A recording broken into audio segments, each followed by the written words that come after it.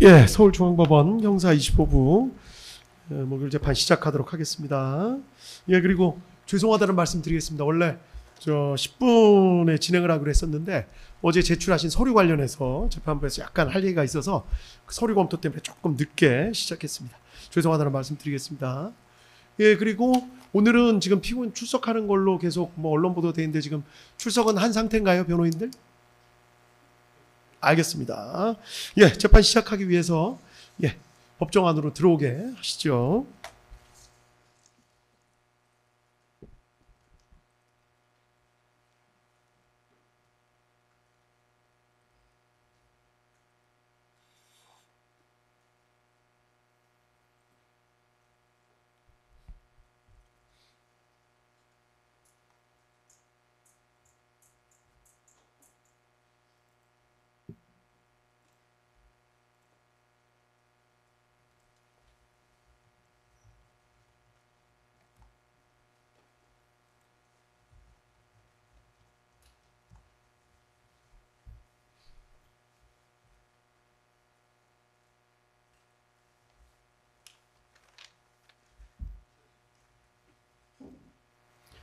예, 오늘 피고인 출석한 거 확인했습니다.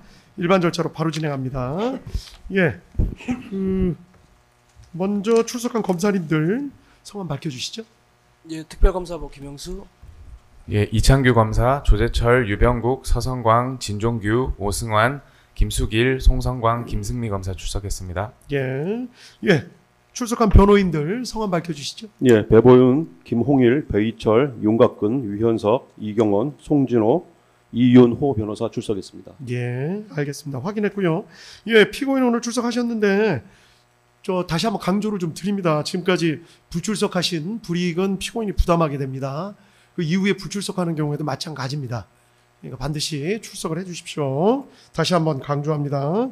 지난 기일에는 박성화, 정승기 등에 대해서 증인신문 진행했습니다. 이에 대해서 쌍방 의견 있으신가요? 없습니다. 예, 알겠습니다. 먼저 검찰 측 10월 27일자 증거신청서 오늘 진술하시고 1039번서부터 1066번까지 그리고 10월 28일자 참고자료 이 부분은 지난 기일에 약속하신 것처럼 그 특전사 관련해서 문제가 되는 증인 진술자들 쭉 해서 명단 나열했거든요. 확인해 보셨나요? 예, 확인해 보셨고 요거에 대해서 의견을 가급적 빨리 밝혀 주셔야죠. 예. 까지 아마 증거 인부가 될 것입니다. 예, 명확하게 밝혀 주셔야 됩니다. 예. 그리고 변호인 측 10월 28일자, 10월 29일자 변호인 의견서 오늘자로 진술하시면 되죠. 특별히 강조하고 싶으신 부분 있으세요? 저희들이 지난 화요일에 개정된 소위 내란 특검법에 대해서 위헌 법률 심판 제청 신청을 했습니다. 그 부분에 대해서 좀 말씀을 드리고자 합니다. 네, 알겠습니다. 그러면 10월 28일자랑 10월 29일자 의견서에 대해서 특별히 강조하고 싶으신 부분은 일단 없는 거고 그리고 그 사이에 위헌 법률 심판 제청 신청 추가로 하셨습니다. 예, 이 부분에 대해서 따로 신문기를 잡는 것보다 오늘 그냥 말씀 들으시는 게 낫겠죠. 예, 먼저 변호인 말씀 듣고 검찰 측이 말씀하실 기회 한 번씩 드리겠습니다. 예, 어느 분이 말씀하시겠어요? 예, 유현석 변호사입니다. 예. 말씀드리겠습니다. 피고인의 변호인들은 귀 재판부께 개정 후에 소위 내란특검법 제11조 4항 같은 조 7항 같은 법 제25조에 대한 위헌 법률 심판을 제청해 주실 것을 신청합니다. 먼저 소위 개정 후 내란특검법 11조 4항 7항 같은 법 25조에 대한 위헌 법률 심판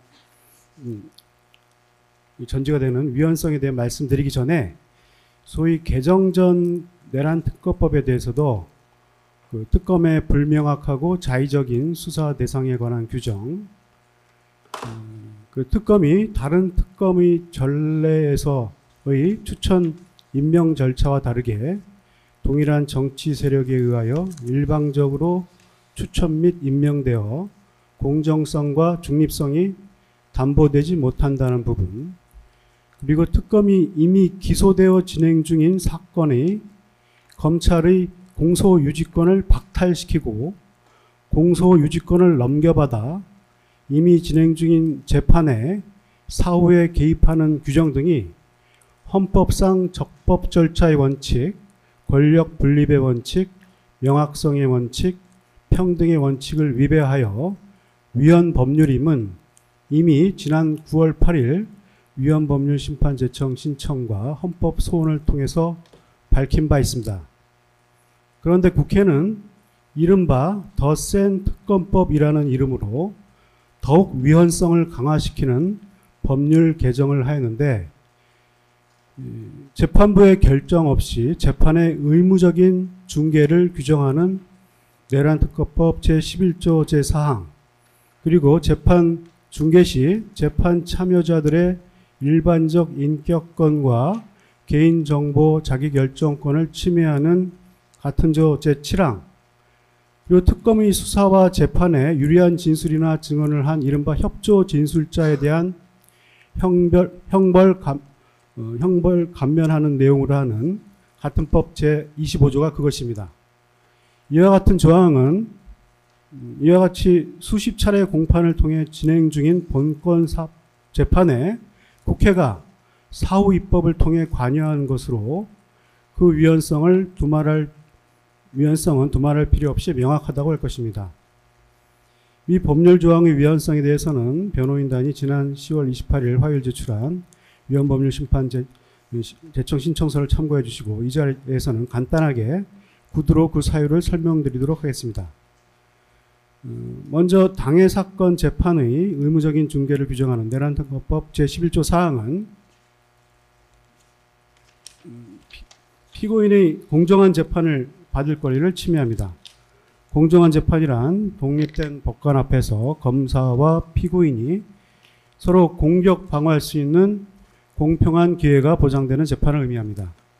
실체적 진실 발견이라는 형사재판의 본질적 목적은 공정한 재판이 전제되어야만 달성될 수 있는 것입니다. 그러나 재판의 중개는 당해 사건의 재판을 여론 재판이 되도록 유도하여 실체적 진실의 발견을 불가능하게 만들 우려가 있습니다. 먼저 재판의 중개는 법관의 독립을 훼손합니다. 재판의 모든 과정이 여과 없이 대중에 공개되면 법관이 헌법과 법률, 양심이 아닌 여론의 압박에 따른 판단을 내리게 될 우려가 있습니다. 이미 특정 정치 세력과 언론에 의해 형성된 부정적 여론 속에서 진행되는 재판 중개는 법관에게 유죄의 예단을 형성하도록 압박하는 수단이 될 것입니다. 다음으로 재판의 중개는 증인 증언의 왜곡을 야기합니다. 증인들은 자신에게 쏟아질 부당한 사회적 비난을 두려워한 나머지 경험한 사실 그대로가 아닌 여론이 원하는 증언을 하게 될 가능성이 높습니다. 증인에게 그럴 의사가 없다 하더라도 이전 증인의 증언 내용이 중계에 방송되어 이를 쉽게 확인한 후 차후 증인의 진술이 오염될 우려도 매우 큽니다. 마지막으로 재판의 중개는 피고인의 방어권 행사를 무력화합니다. 변호인은 피고인을 변호한다는 이유만으로 사회적 비난과 공격의 대상이 될 우려가 있습니다. 이러한 심리적 압박은 변호인의 자유로운 변론 활동을 위축시킬 우려가 있습니다. 또한 재판의 중개는 증인으로 하여금 허위의 증언을 하도록 압박하고 있습니다. 이미 허위 증언을 하기로 마음먹은 증인을 상대로 한 반대 신문은 형식적이고 무의미한 절차가 될 것입니다. 재판의 중개는 반대 신문권이 실질적 효과적으로 행사될 수 없도록 하여 피고인의 방어권 행사를 제약합니다. 소위 내란 특검법 제11조 사항은 무죄 추정의 원칙에도 위배됩니다. 헌법 제27조 사항은 유죄 판결이 확정될 때까지 피고인을 무죄로 추정하도록 규정하고 있습니다. 그러나 재판 과정이 영상으로 중계된다면 대중은 판결이 선고되기도 전에 예단을 가지게 되고 그에 따라 피고인에게 사회적 비난을 가할 수도 있습니다. 이는 유죄를 전제로 한 사실상의 형벌이고 피고인이 받을 불이익은 향후 이 사건에서 무죄 판결을 받는다고 하더라도 회복되기 쉽지 않습니다. 대중에게 형성된 유죄 예단은 재판부에도 영향을 미쳐 재판부 역시 유죄 예단을 가지게 될 우려가 있습니다. 이미 내란 특검법이라는 명칭 자체가 무죄 추정의 원칙을 어기는 위헌적인 법률 명칭임은 이미 지난 위헌 신청에서 말씀드린 바도 있습니다. 또한 소위 내란특검법 제11조 사항 제7항은 재판 참여자들의 일반적 인격권과 개인정보 자기결정권을 침해합니다. 내란특검법 제11조 사항에 따르면 법관, 변호인, 증인을 비롯한 재판 참여자들은 자신의 의사에 반하여 얼굴, 목소리 등 신상 정보가 촬영되고 이것이 영구적으로 온라인에 공개되는 것을 감수해야 합니다.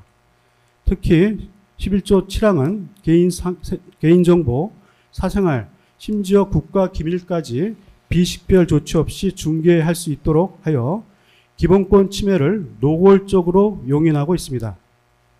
해당 규정들은 입법 목적으로 국민의 알 권리를 제시하고 있습니다. 그러나 이 사건 재판은 이미 공개 재판으로 진행되고 있고 많은 언론이 이 사건 재판의 내용을 보도하고 있습니다. 국민의 알 권리가 충분히 보장되고 있는 것입니다. 굳이 모든 재판 과정을 의무적으로 중개하여 신청인의 공정한 재판을 받을 권리 등 중대한 기본권을 침해할 필요성이 전혀 없습니다.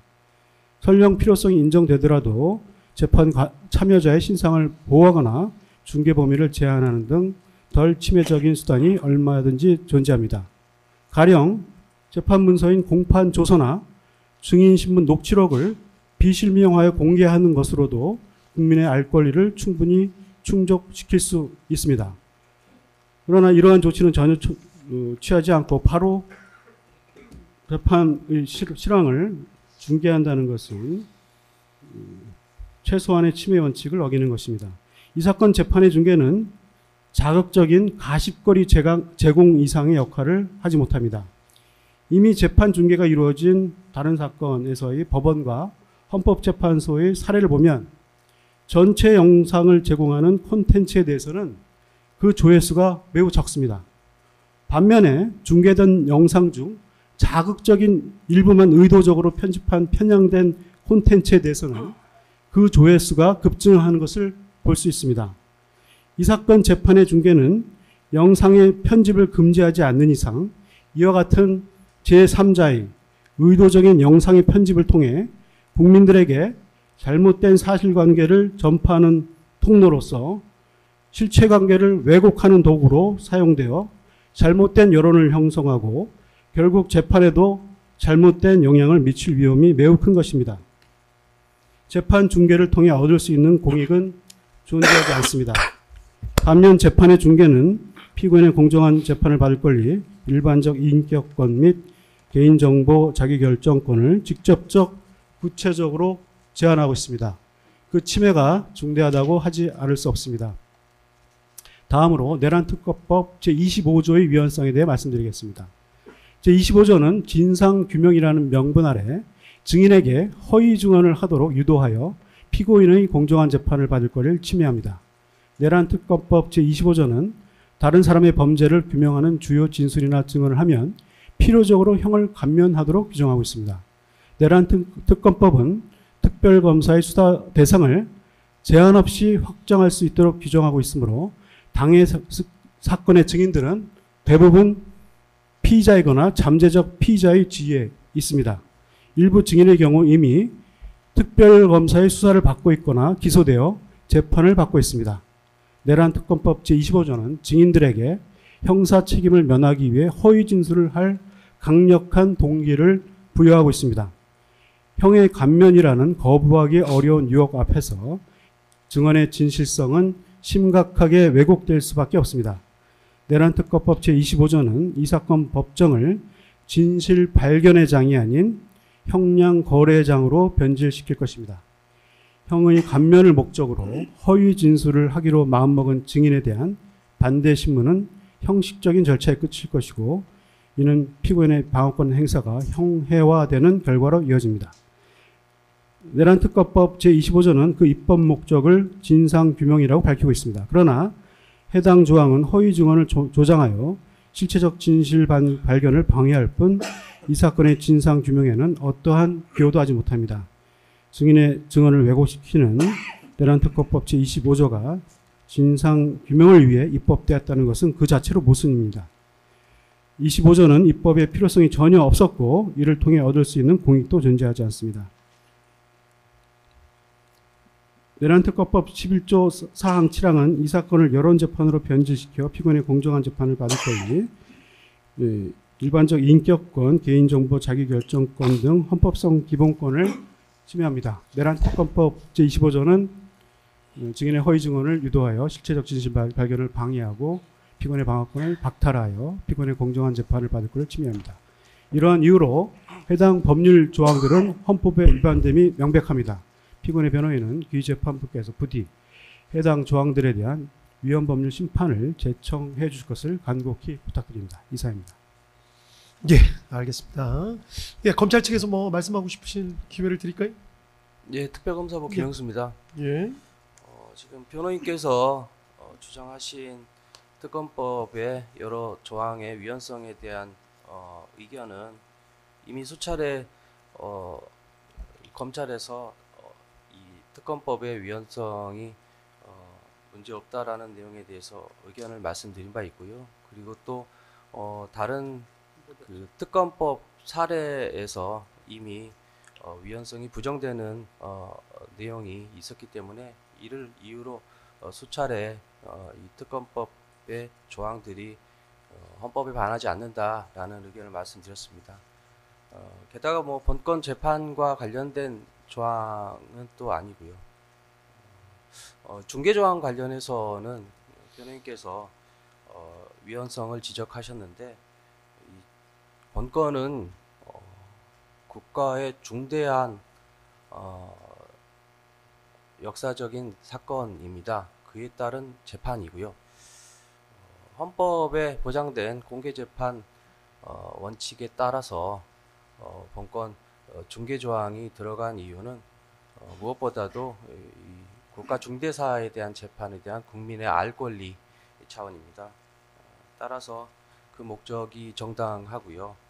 또 중개 범위나 방식에 대해서는 재판장님께서 판단하실 수 있도록 규정하는 한편 중개를 불허할 수 있는 단서 조항을 또 두고 있기 때문에 여러 법익의 형평성을 고려해서 이 중개를 뭐 허가하시거나 또는 불허하시거나 하는 재량권이 재판장께 주어져 있습니다.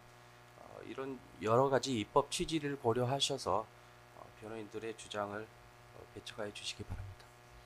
예, 알겠습니다. 쌍방 말씀 들었고 위헌법률 심판 제청 신청에 대해서는 재판부에서 추가로 논의 검토를 한번 해보겠습니다.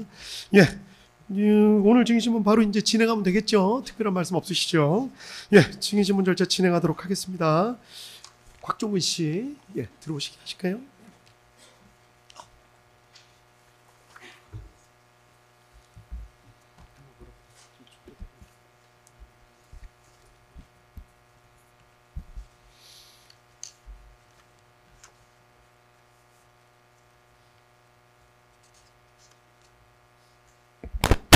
재판장님 한 가지 여쭤볼 말씀이 있는데 지금 이 재판은 좀 중계가 되고 있는 것인지? 저희 의무 중개 규정으로 지금 중계가 되고 있습니다. 아, 중계되고 있습니다. 예.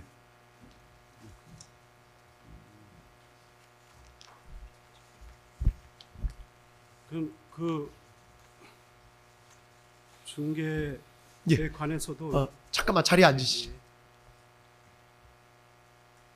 잠깐만요.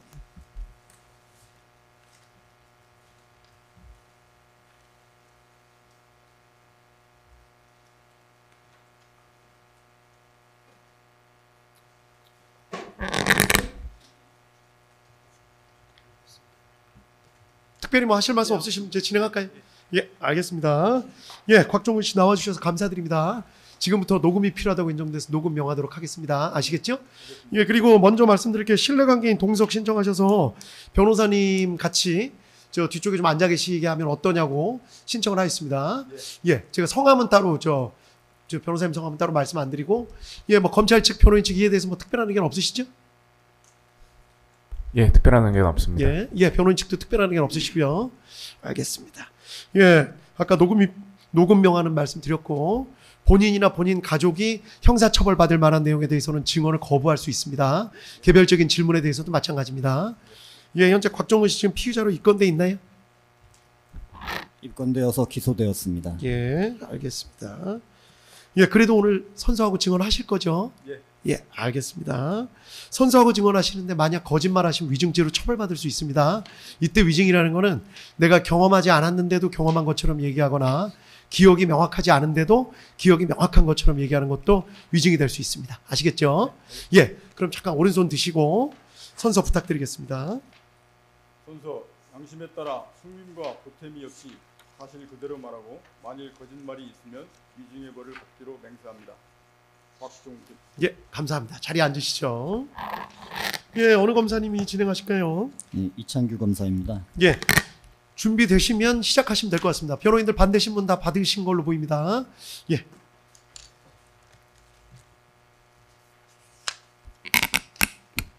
예, 곽종근 장군님, 지금부터 증인으로 칭하겠습니다.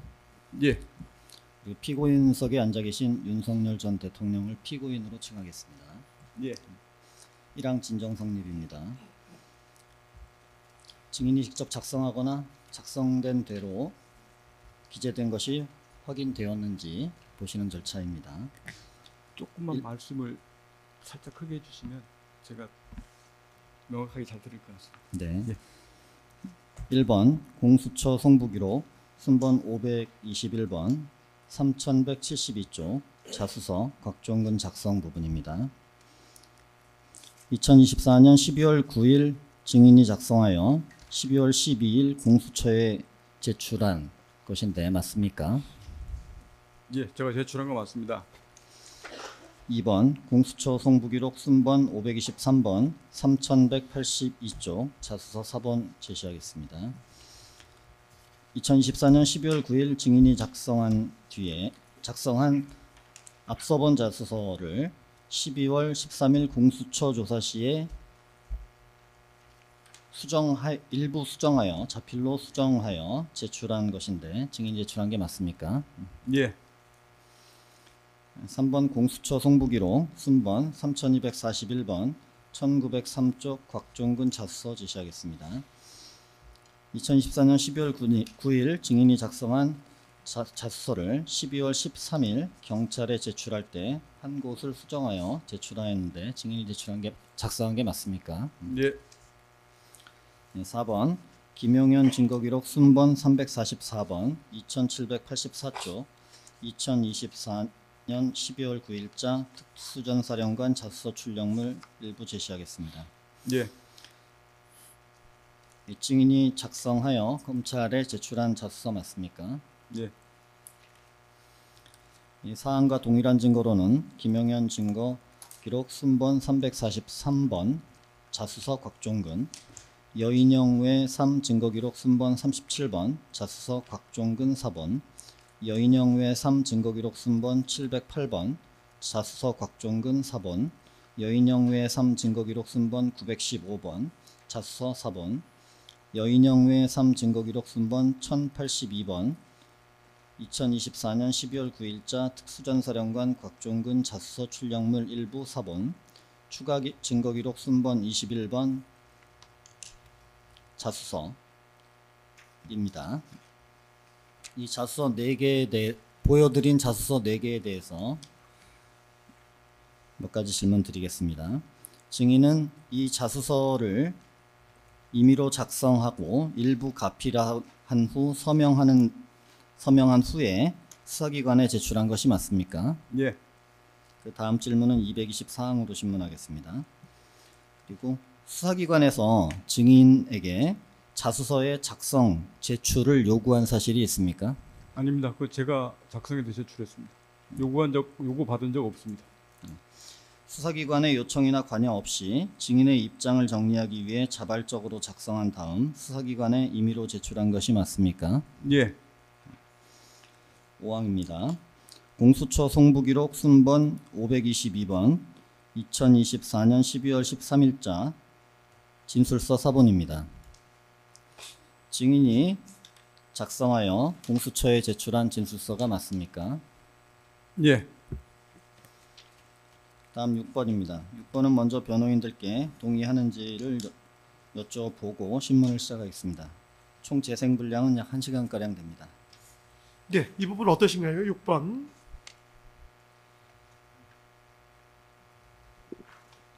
저희 어제 이경원 변호사입니다. 어제 제출한 그 증거인부 관련 의견서에도 뭐 기재가 돼 있는 내용인데요. 저희 그 영상 자체의 원본 동일성이나 이런 부분에 대해서는 뭐 다투지 않고요. 뭐 다만 뭐 그 안에 있는 진술에 대해서는 다툴 예정이기 때문에 그렇게 뭐 이해하시고 뭐 진행하시면 될 것 같습니다. 그러니까 취지는 크게 두 가지인 것 같더라고요. 저 안에 포함된 전문 진술이나 재전문 진술은 동의한다는 취지는 아니라는 의미에서 동의하고, 그 다음에 신빙성이 없다. 그거 지금 그렇게 두 가지 주장하시는 것 같은데 맞나요? 대체로 맞습니다. 예. 여기에 대한 지침을 달라고 전화 드린 것 같고요. 예. 그래서 잠깐만요. 사령관도 이건 아니다라고. 잠깐만요. 그래서 일단 이 부분 동의하시는 걸로 정리하면 어떻게 할까요? 지금 증거조사 겸해서 켤까요? 아니면은 그럼 동의하신다면 예. 뭐 지금 현재 바로 증거 조사하실 필요는 없을 것 같습니다. 알겠습니다. 그러면 일단 동의하는 걸로 하고 비고란에 저희가 예. 비고란에 비고란에 동의라고 하기는 그렇고 예. 예, 저희가 나중에 이제 뭐 증거 능력 없는 부분을 따로 특정할 예정이긴 한데 예. 일단은 저희가 부동의로 하되 그 이제 이 영상 자체에 대해서 다투는 거는 아니다. 그러니까 그 안에 포함된 그러니까 진술에 서류로 대해서 치면 다투는 진정 성립은 다 인정하신다는 취지인 거잖아요. 형식적 진정 서류 성립은 예. 근데 그 안에 있는 전문이나 재전문은 네. 동의하는 것은 아니다. 네. 그럼 어차피 전문 법칙 때문에 말씀하시는 거 가지고 그 안에 있는 뭐 전문이나 재전문을 가지고 사실 인정할 수는 없습니다. 근데 그 점을 좀 재판부에 알려주고 싶으셔서 그런 것 같아서 그 부분을 비고란에 기재하면 어떨까 싶은데.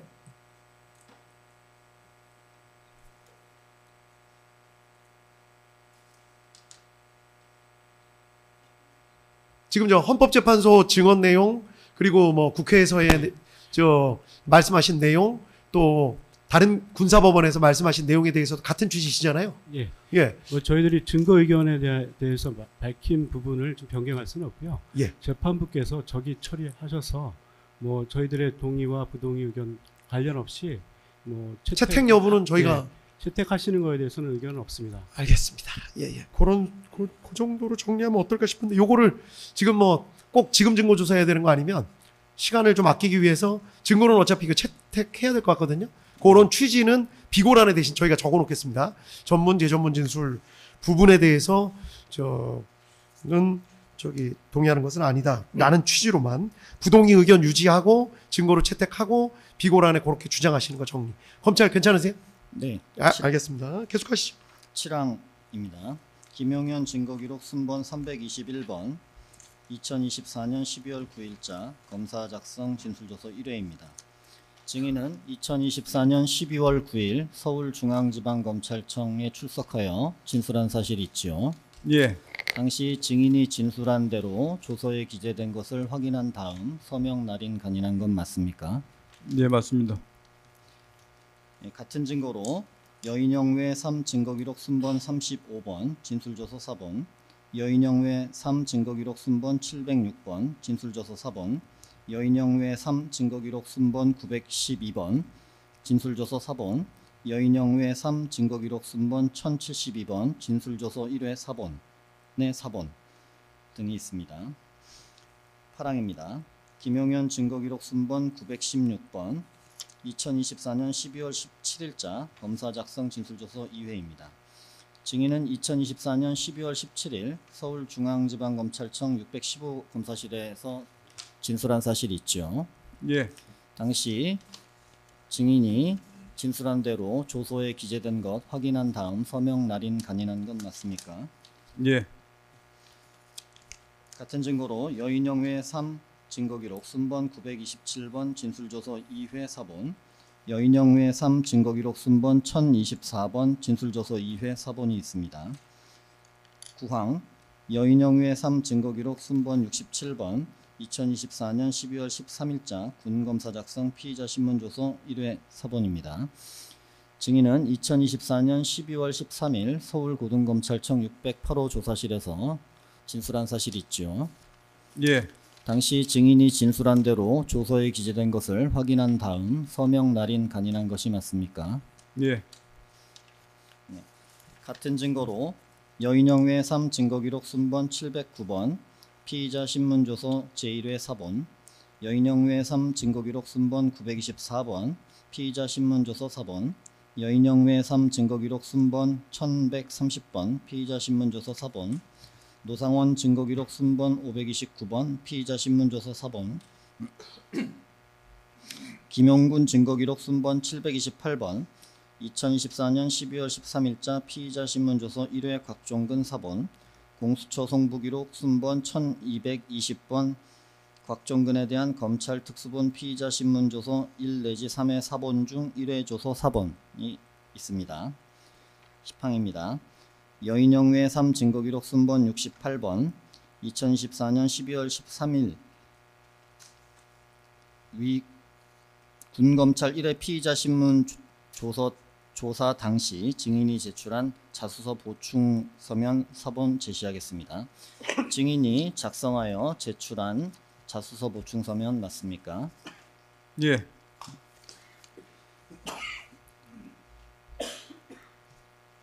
같은 증거로 여인영 외 3 증거기록 순번 710번 자수서 보충 서면 4번 여인영 외 3 증거기록 순번 1131번 자수서 보충 서면 4번 노상원 증거기록 순번 530번 자수서 보충 서면 4번이 같은 내용입니다. 이러한 방금 보신 자수서 보충 서면은 증인이 임의로 작성하여 수사기관에 제출한 것이 맞습니까? 예, 제가 스스로 작성해서 제출한 거 맞습니다. 수사기관에서 증인에게 자수 보충서의 작성 제출을 요구하거나 관여한 사실이 있었습니까? 예, 요구하지 않았습니다. 증인이 자발적으로 작성하여 임의로 제출한 것이 맞습니까? 예. 여인영 외 3 증거기록 순번 11번입니다. 여인영 외 3 증거기록 순번 711번 2024년 12월 30일자 군검사 작성 피의자 신문조서 2회 4번 제시하겠습니다. 증인은 2024년 12월 30일 서울중앙지방검찰청에서 진술한 사실 있지요. 예. 당시 증인이 진술한 대로 조서에 기재된 것을 확인한 다음 서명 날인 간인한 것이 맞습니까? 예. 같은 증거로 여인영 외 3 증거기록 순번 963번 피의자 신문조서 제2회 4번 여인영 외 3 증거기록 순번 1384번 피의자 신문조서 제2회 4번 노상원 증거기록 순번 532번 피의자 신문조서 제2회 4번 김용군 증거기록 순번 729번 2024년 12월 30일자 피의자 신문조서 제2회 곽종근 4번 공수처 송부기록 순번 1220번 곽종근에 대한 검찰 특수본 피의자 신문조서 1 내지 3회 4본 중 2회 조서 4번이 있습니다. 12번입니다. 여인영 외 3 증거기록 순번 712번 2024년 12월 31일자 군검사 작성 피의자 신문조서 3회 4번입니다. 증인은 2024년 12월 31일 서울중앙지방검찰청에서 진술한 사실 있죠. 예. 당시 증인이 진술한 대로 조서에 기재된 것을 확인한 다음 서명 날인 간인한 것이 맞습니까? 예. 같은 증거로 여인영 외 3 증거기록 순번 964번 피의자 신문조서 제3회 4번 여인영 외 3 증거기록 순번 1416번 피의자 신문조서 제3회 4번 김용군 증거기록 순번 730번 2014년 12월 31일자 피의자 신문조서 3회 곽종근 4번 공수처 송부기록 순번 1220번 곽종근에 대한 검찰 특수본 피의자 신문조서 1 내지 3회 4본 중 3회 조서 4번이 있습니다. 13번입니다. 여인영 외 3 증거기록 순번 769번 2024년 12월 16일 군사법원 구속 전 피의자 신문 당시 제출한 추가 자수서 4번 제시하겠습니다. 증인이 작성한 추가 자수서 맞습니까? 예. 같은 증거로 여인영 외 3 증거기록 순번 1140번 추가 자수서 4번 노상원 증거기록 순번 531번 추가 자수서 4번이 있습니다. 이 추가 자수서는 증인이 임의로 작성하여 군사법원에 제출한 것이 맞습니까? 예. 수사기관에서 증인에게 이 추가 자수서의 작성 제출을 요구한 사실이 있습니까? 없습니다. 증인이 이 추가 자수서를 작성할 때 수사기관에서 관여한 사실이 있습니까? 없습니다. 증인이 자발적으로 작성하여 임의로 제출한 것이 맞습니까? 예. 14번 조지호 김봉식 증거기록 순번 784번 2024년 12월 31일자 검사 작성 진술조서 3회 제시하겠습니다. 증인은 2024년 12월 31일 서울중앙지방검찰청 610호 검사실에서 진술한 사실이 있죠. 예, 당시 증인이 진술한 대로 조서에 기재된 것을 확인한 다음 서명 날인 간인한 것이 맞습니까? 예, 같은 증거로 여인영유의 3 증거기록 순번 1455번 검사 작성 진술조서 3회 사본이 있습니다. 15번 조지호 김봉식 증거기록 순번 804번 2025년 1월 30일자 검사 작성 진술조서 4회 제시하겠습니다. 1월 3일자입니다. 증인은 2025년 1월 3일 서울중앙지방검찰청 610호에서 진술한 사실이 있지요. 예, 당시 증인이 진술한 대로 조서에 기재된 것을 확인한 다음 서명 날인 간인한 것이 맞습니까? 예, 같은 증거로 여인영유의 3 증거기록 순번 1458번 검사 작성 진술조서 4회 사본이 있습니다. 16번 윤승영 목현태 증거기록 순번 521번 2025년 2월 14일 곽정근 옥중 입장문 자필 사본입니다. 증인이 작성한 옥중 입장문 맞습니까? 예, 맞습니다.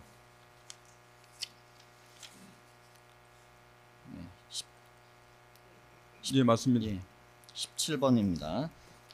윤승영 목현태 증거기록 순번 522번 2025년 2월 14일 곽정근 옥중 입장문 타이핑본입니다. 이 타이핑본도 증인이 작성해서 제출한 것입니까? 타이핑 제가 수도군단 미결 수용실 안에 있었기 때문에 제가 저걸 워드 작업할 수 있었던 건 아닙니다. 앞에 그 자필로 썼던 것은 제가 직접 작성했던 건 맞고 저거는 제가 타이핑하진 않았던 것 같습니다. 네. 그 위 옥중 입장문 자필로 쓰신 것은 수사기관의 요청이나 관여 없이 증인이 임의로 작성하여 언론에 공개한 것이 맞습니까? 예, 맞습니다. 예, 여기까지 진정성립 관련해 갖고 말씀하셨고, 문제가 지금 공범인 피의자의 진술서, 진술조서, 피신조서라서 채택하기는 어려울 것 같은데 이거는 의견서 따로 한번 제출 한번 해주시죠. 네. 그리고 말씀드린 대로 6번, 요거는 아마 사적으로 무슨 방송 같은 데 나가가지고 한 부분 같아서 6번은 아까 채택한다고 말씀드렸고, 그분에 대해서는 나중에 의견서 혹시 다투실 부분 있으면 의견서 제출해 주십시오. 나머지 증거는 일단은 기각할 예정인데 일단 검찰 측 의견서 한번 받아보고 최종적으로 결정하도록 하겠습니다. 예, 계속하실까요? 네, 이 중에서 네. 특히 자수서와 옥중 입장문에 대해서는 재판에- 먼저 좀 말씀을 드리겠습니다. 재판에 좀 한 잠깐만요. 가지 예. 드릴 말씀이 있습니다. 예, 저희들이- 일단 검사님 먼저 말씀하시고 아니, 말씀. 예. 지금 절차 진행에 관한 의견서를 예. 말씀드려야 될 것 같은데요. 오늘 법정에 들어왔을 때 카메라가 전혀 없어서 예. 녹화 중계, 재판이 중계된다는 사실을 전혀 모르고 있었고, 재판부께서 전혀 고지도 안 해주셔서 저희들은 아이고, 죄송합니다. 예, 예. 전혀 이 재판이 중계된다는 사실을 모르고 있는데요. 적어도 고지는 녹화가 중계된다는 부분은 고지를 해주셔야 되는 것이 아닌가. 예. 예. 그리고 저희들이 절차 진행 의견서에 대해서 기재해서 말씀드렸지만, 저희들은 이른바 개정특검법이 나오긴 했지만 변호인은 재판부께서 향후 예정된 이 사건의 재판의 공판 과정 전체에 대해서 재판의 중계를 불허가하는 결정을 내려주시기를 부탁드립니다. 검사님 아까 말씀하셨듯이 재판장이 사안에 따라서는 불허가를 할 수도 있다라고 말씀을 하셨는데, 이 사건의 내용은 국가안보와 관련된 내용이 많고 재판 중계로 인해서 생길 수 있는 폐해와 불이익이 많기 때문에 재판부께서 재판 중계 불허가를 하여 주실 것을 요청드립니다. 그리고 저희들이 방금 말씀드렸듯이 위헌법률심판 신청 내용과 같이 이 특검법 재판 중계에 관한 조항이 위헌성이 너무 명백한 부분이 있습니다. 따라서 이 사건 재판은 위헌 법률에 근거해서 중계되고 있고, 법원 조직법 제59조에 따라 재판의 촬영 중계를 결정하는 권한은 재판장님께 있는 것입니다. 피고인의 변호인은 귀 재판부께서 위헌적인 재판 중계를 더 이상 용인하지 마시고 부디 이 사건 재판의 중계를 불허가하는 결정을 내려주시기를 다시 한번 간곡히 부탁드립니다. 그리고 저희들이 위헌법률 심판 제청 신청에 대해서 아직 기각이나 인용 결정을 안 하신 상태에서 만약 재판 중계를 계속 진행하신다면 이건 저희들 위헌법률 심판 신청을 기각하는 취지로 이해해도 되는 것인지, 만약 중계를 계속 하시니까요. 그렇다면 기각 결정문을 내려주시면 저희들은 그거에 대해서 바로 헌법소원을 제기할 예정입니다. 그러니까 저희들은 그런 사태까지 가지 않도록 재판 중계에 대해서는 불허가 결정을 좀 내려주시길 부탁드리겠습니다. 예. 일단 처음에 고지를 안 한 부분은 진짜 죄송하다는 말씀 드리겠습니다. 이 법 자체가 그 의무 규정 시행된 후에 다른 재판부도 지금 다 이렇게 진행이 되고 있어서 아실 거라고 생각하고 제가 따로 고지를 아까 미리 말씀을 못 드린 점 제 잘못입니다. 제가 죄송하다는 말씀 다시 한번 드리겠습니다. 앞으로는 그리고 꼭 그런 부분에 대해서 고지를 하도록 하겠습니다. 죄송합니다. 그리고 그 국가안보 관련 부분 해서 증거부로 말씀하셨는데, 이전에 이제 증인 신문이나 그 쌍방 말씀을 들어보니까 해당 증인이 지금 여러 차례 다른 데서 지금 증언을 하셨었고 관련 내용에 대해서 또 물어보시겠다는 취지로 받아들여서 이 부분에 대해서는 불허가할 사유가 특별히 없겠다 싶어서 재판부에서 그렇게 합의를 해서 일단 따로 불허가 결정을 하지는 않았습니다. 그 부분 설명을 좀 드리고, 그리고 아까 위헌심판법률 제청신청 관련해서 이 부분에 대해서는 아직 재판부에서 이제 계속 그 신청을 받은 지도 얼마 안 됐고 또 예전 신청서 관련해서도 계속해서 검토를 하고 있습니다. 그러니까 이 부분이 지금 저희가 뭐 불허를 안 했다고 해서 이 부분을 뭐 기각한다거나 아니면은 뭐 받아들인다거나 이런 입장이 아니라 그 부분에 대해서는 계속해서 재판부에서 검토를 하고 있다는 점을 명확하게 말씀을 드리겠습니다. 예. 일단 그 부분은 그렇게 설명을 좀 드리고, 오늘은 재판부에서 미리 합의한 대로 중계는 일단 진행을 하도록 하겠습니다. 그리고 추후에 그 관련 말씀하신 문제들은 계속해서 저희가 확인을 하고 연구를 검토를 좀 해보겠습니다. 재판장님, 그 추가로 말씀을 드리면, 물론 배보영 변호사님, 예. 말씀을 하셨는데 이 사건에 특히 위헌재청 신청 중에 중요 부분이 중계 재판 중계에 관한 부분이 심판 대상으로서 위헌이라고 주장하는 것이고요. 그러면 그 위헌이라고 판단이 된다든지 제청을 하시게 되면 그 중계를 하지 못한 상태에서 재판이 정지되고 그 중계를 계속 고집하는 이상은 그렇게 될 것입니다. 효력상. 그렇다면 이건 사실은 뭐 별도로 우리가 가처분 신청을 할 수 있습니다만 그와 마찬가지의 효과가 있기 때문에 위헌재청 신청을 하면 그것에 대해서 판단을 하시고 중계 여부를 결정해야 되는 것이 순서상 논리적으로 맞는 것이 아닌가 생각이 됩니다. 우리가 재청 신청을 하지 않는 상태였다고 하면 또 다른 문제 다룰 수 있습니다만, 재청 신청을 한 상태에서 판단을 하시지 않고 불허가 결정을 하시지도 않은 상태에서 재판을 중계를 하는 상태에서 재판을 진행하신다는 것은 이것은 법리상으로 맞지 않다고 생각합니다. 네, 그 말씀에 일리가 있습니다. 맞는 말씀인데 저희가 이제 기일을 잡아놓은 게 있어서 진행은 하는데 하여간 재판부에서 빨리 검토를 해가지고 가타부타 말씀을 드리겠습니다. 참고로 이미 그 다른 피고인 사건 중에 일부도 위헌법률 심판 제청 신청을 한 상태고 그쪽에서도 똑같은 말씀을 하셨습니다. 차라리 재판부에서 이게 안 받아들일 거면 기각이라도 빨리 해줘서 헌법재판소로 직접 가져갈 수 있게 해달라, 그런 말씀도 다른 재판부에서 다른 사건에서도 하신 상태고 재판부에서도 그거 관련해서 계속해서 검토를 좀 하고 있습니다. 이게 일단은 국회 입법권을 존중하는 의미에서 하되 다른 나라 입법례도 좀 찾아봐야 되고 또 이런 문제가 예전에 됐었던 선례가 있는지도 확인을 해봐야 돼서 단기간에 뭐 이렇다 저렇다 결론을 내리기가 좀 어려운 상태입니다. 그리고 멈추고 재판을 진행하는 게 선호에 맞지 않느냐 말씀을 하시지만 사실은 위헌법률 심판 제청을 하더라도 단서 규정에 예외적으로 계속해서 진행할 수 있는 규정도 있습니다. 그 규정의 취지 감안해서도 재판부에서 이런저런 고민을 많이 해서 내린 결정이니까 그 부분은 그 정도로 제가 설명을 드리겠습니다. 그리고 변호사님들께서 말씀하시는 부분도 충분히 일리가 있는 말씀이고 그 부분에 대해서 빠르게 저희가 계속 검토를 좀 진행하겠습니다. 또 다시 말씀드려서 좀 송구합니다만 이 중개를 통해서 이런 기본권 침해를 주장하는 부분에 있어서는 이미 중개를 해버리면 기본권 침해가 돼버립니다. 그러면 회복할 수가 없습니다. 그렇기 때문에 이 부분에 대해서는 판단을 하시고 진행을 하셔야 되고 검토를 하기 위해서 필요하시다면 재판을 정지하고 검토 후에 하는 것이 맞다고 생각이 됩니다. 그리고 위헌 제정 신청을 위헌 제정 신청에서 받아들이지 않으시면 기각을 하면 저희들이 헌법재판소에 헌법소원을 제기하면서 가처분을 진행할 수 있습니다. 그러면 헌법재판소에서 가처분을 결정이 나면 할 수 없지 않겠습니까? 그러니까 그 순서상으로는 그거는 전혀 납득이 될 수 없는 부분이어서 다시 한번 말씀을 드립니다. 네. 이 재판 오늘 재판을 하더라도 오늘 오후라도 사실은 한번 심의를 검토를 하셔야 될 것으로 저희들은 요망해 드립니다. 다른 재판부에도 마찬가지입니다. 다른 재판부가 잘못된 법에 어긋나는 것을 진행한다고 하면 어느 재판부에서 법에 맞게 헌법과 법에 맞게 재판을 진행해야 되지 않겠습니까?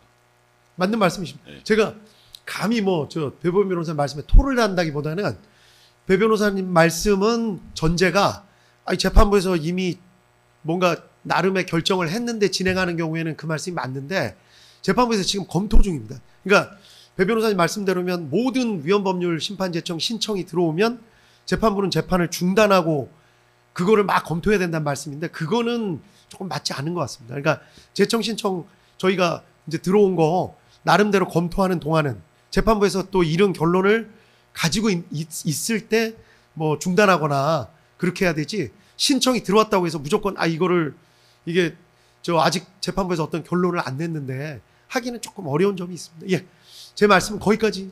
예, 임갑근 변호사입니다. 재판장님 말씀 충분히 저희들도 이해를 하고 납득을 하지만 우선 위헌 심판 제청이 돼 있고 저희들 입장에서는 위헌이 명백하다고 보고 있습니다. 그렇다면 이게 이제 의무 조항이지만 재판장의 재량이 일부 단서 조항으로 있지 않습니까? 그러면 재판장께서 이런 문제 재판장님 제가 변호사님 말씀 중에 죄송한데요. 혹시 이제 말씀이 길어질 것 같으면 지금 제정한 증인을 이석한 상태에서 좀 의견을 들으시는 게 낫지 않겠습니까? 예, 그 말씀이 맞습니다. 증인이 제정한 상태에서 지금 절차 진행 관련 의견을 계속 말씀하시는 것은 조금 부적절해서 아마 그게 좀 선행되고 변호사님 말씀을 마저 듣는 것이 낫다는 것이 의견입니다. 짧게 하실 건지 아니면 길게 하실 건지. 짧게 할 겁니다. 그러세요? 그러면 잠깐 증인이 있는 상태에서 마무리로 이렇게 하시죠. 예. 그렇다면 의무 조항이라 하더라도 예외 조항이 없다면 모르겠지만 예외가 있다면 재판장께서 이 변호인 측에서 이런 문제가 제기돼 있고 위헌 심판 제청 신청이 돼 있으므로 그 결정 시까지는 중개를 하지 않는 것으로 결정하는 방안도 있을 거라는 생각이 들어서 말씀을 드립니다. 어차피 재판장님께 어쨌든 이 재판의 진행에 대한 재량이 있기 때문에 그 재량 범위 내에서 재판님께서 그것을 좀 정리하고 법리적인 문제를 포함해서 모든 게 정리된 다음에 진행하는 것이 맞지 않을까 생각합니다. 예, 그 부분도 저희가 좀 검토를 좀 해보겠습니다. 일단 그 여러 가지 사항들이 지금 심판서 제출하신 날짜 자체가 28일입니다. 저희가 계속해서 또 다른 사건들도 진행을 하고 있고 충분히 검토할 시간이 그렇게 많지는 않았습니다. 만약에 이 부분에 대해서 조금 더 빨리 검토를 좀 한다면 신문기를 재판부에서 따로 또 잡든지 그렇게 해가지고 가타부타 말씀하시는 부분에 대해서 추가 검토를 좀 해보겠습니다. 일단 28일 날 제출하신 신청서에 대해서 지금 30일 날 말씀을 하시니까 조금 저희도 가급적 더 말씀하신 취지 받들어서 더 빨리 좀 하도록 하겠습니다. 저희들이 28일 제출하는 것은 이 법률 시행일이 27일이어서 예, 맞습니다. 제출할 수밖에 없었다는 걸 말씀드립니다. 예, 알겠습니다. 오늘은 일단 그래서 이대로 진행을 한다는 말씀을 좀 드리고 이후에는 그런 오늘 지금 주셨던 말씀이나 여러 가지 검토해서 재판부에서 좀 빨리 검토를 좀 해보겠습니다. 예, 그 정도로 정리하고 계속해서 진행할까요? 예.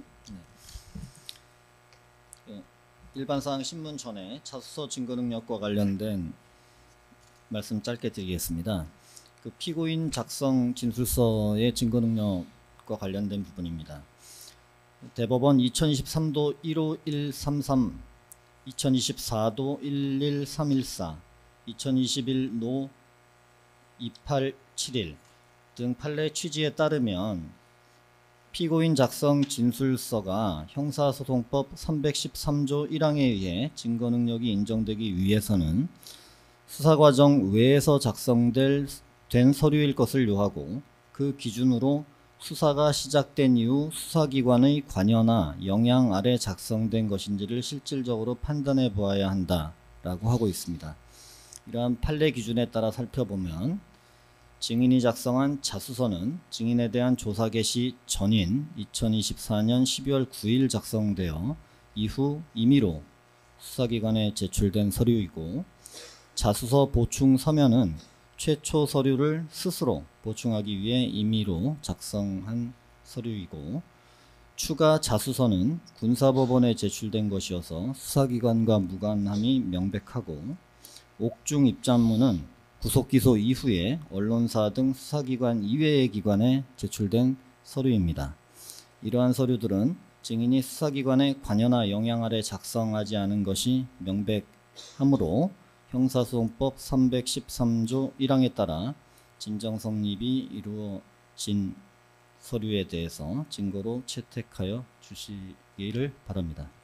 알겠습니다. 추후에 그 부분 의견서 아까 받아보고 저희 재판부에서 결정하겠습니다. 예, 재판장님 예. 이경원 변호사입니다. 예, 그 조금 전에 이창규 부장검사님 말씀하신 내용 관련해서 지금 그 증인에 대한 조사 일정만 말씀하시는데 사실 입건 자체가 그 이전인 걸로 알고 있습니다. 12월 6일이었나 뭐 5일이었나 그렇게 알고 있는데요. 뭐 그렇다고 하면은 지금 말씀하신 그 법리에 따르더라도 이 부분은 증거 능력이 인정될 수 없다라는 말씀 일단 드리고, 예, 뭐 특검 쪽에서 의견서 제출하시면은 저희도 구체적으로 더 반박을 하도록 하겠습니다. 예, 법리 공방 한번 해 주시죠.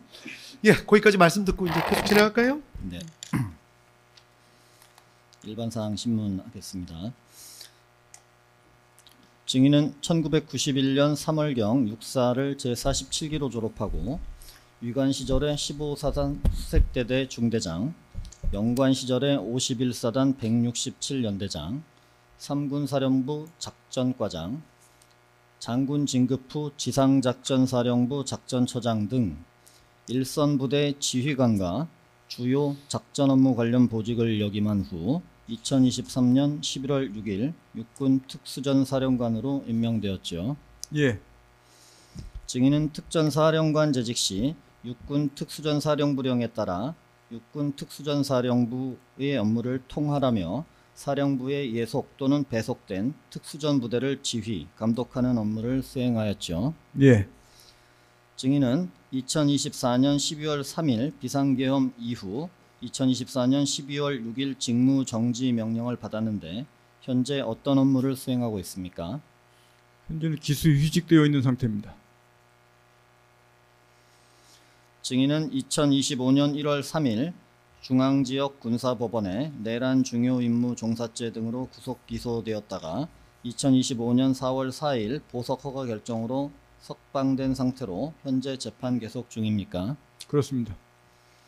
피고인 등 주요 관련자들과의 회동 부분이고 2024년 4월 중순경에 경호처장 공관 모임에 대해서 질문드리겠습니다.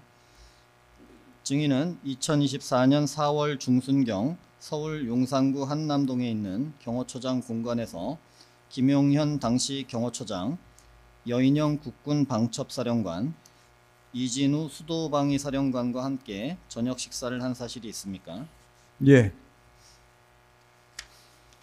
김용현 등 4명 외에 다른 참석자가 있었습니까?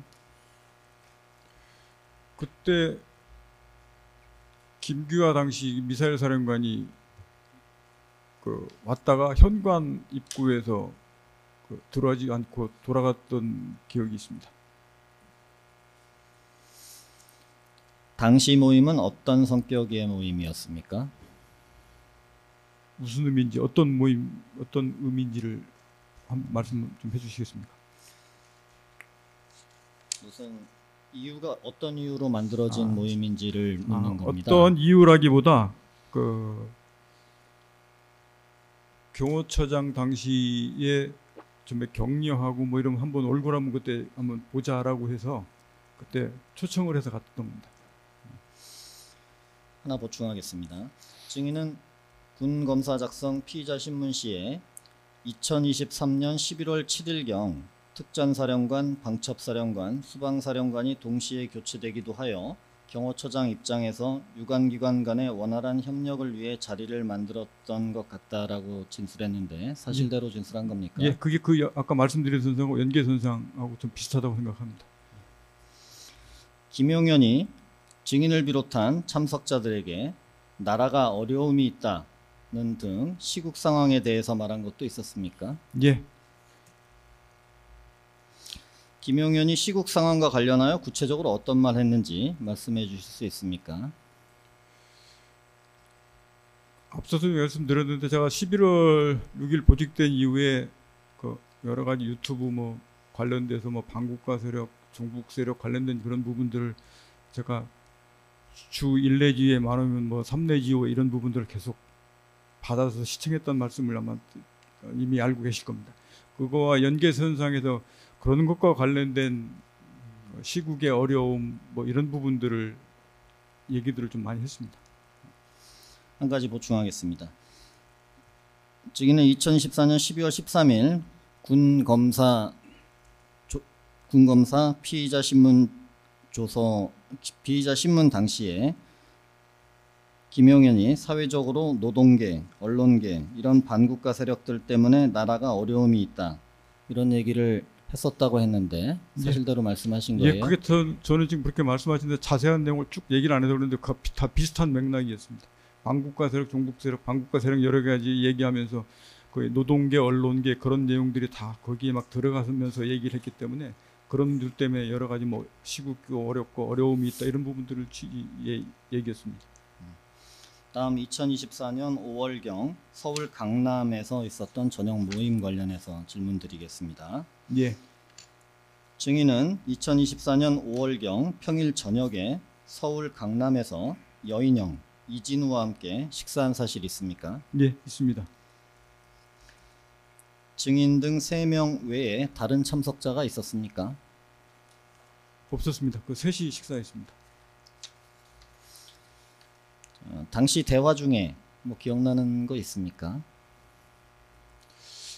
일상적인 대화도 있었고 뭐 인사 관련된 대화도 있었고 비슷한 시점입니다. 다 뭐 시국 관련 이런 내용도 조금 있었고 주로 그런 류의 있었습니다. 대화가 있었습니다. 계엄이나 비상대권에 대한 대화도 있었습니까? 이후에 여인영이 그 관련된 얘기를 했다는 소리를 제가 증인 조서를 보면서 봤는데 딱히 그 부분은 제가 솔직히 그때 5월 달에는 제가 기억이 없다고 지난번에 말씀을 계속 드렸고 그 이후에 그때인지 그 좀 지나서인지 모르겠는데 여인영이가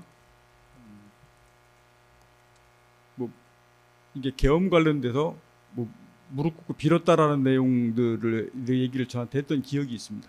그래서 그게 그 이후에 통화했는지 그 당시 통화했는지는 잠깐 기억의 시점은 불분명한 게 있습니다.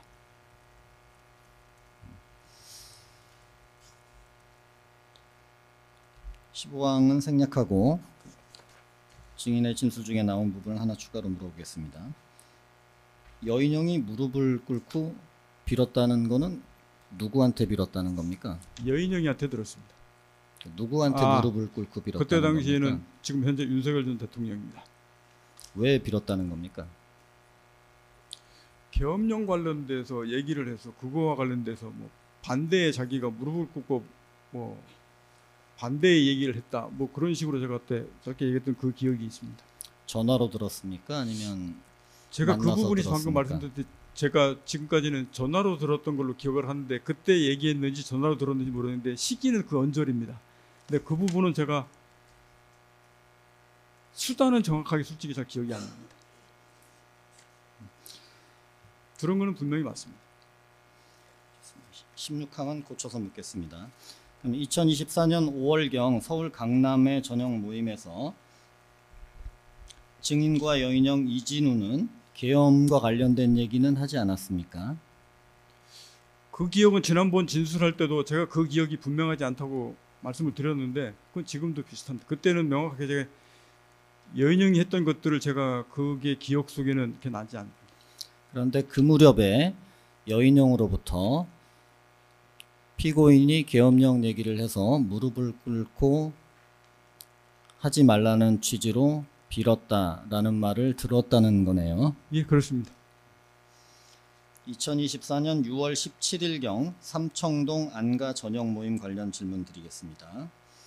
증인은 2024년 6월 17일경 삼청동 안가에서 피고인과 김용현, 여인형, 이진우 그리고 당시 합동참모본부 차장 강호필과 함께 저녁 식사를 한 사실 있습니까? 예. 피고인 등 6명 외에 다른 참석자도 있었습니까? 그 테이블이 사각 테이블이었는데 말씀하신 그 인원들만 그 자리에 있었습니다. 나머지 위에는 뭐 서빙하시는 분들이 좀 있긴 있었는데 식사는 그렇게 했습니다. 어떤 경위로 만들어진 자리입니까? 주로 왜 집합을 해라 이런 식으로 거의 얘기를 안 했고 언제 뭐 어디로 와서 이렇게 해라 그런 얘기로 해서 전달받으면서 주로 참석을 했지 그 모임의 성격에 대해서 사전에 설명을 듣고 그렇게 했던 기억은 없는 것 같습니다. 20항 생략하겠습니다. 여인형의 3 증거기록 순번 769번 1960쪽 추가 자수서 제시하겠습니다. 저쪽 한번 보시죠. 예. 당시 피고인과 김용현 당시 국방부 장관이 시국 상황에 관해 이야기를 한 사실이 있습니까?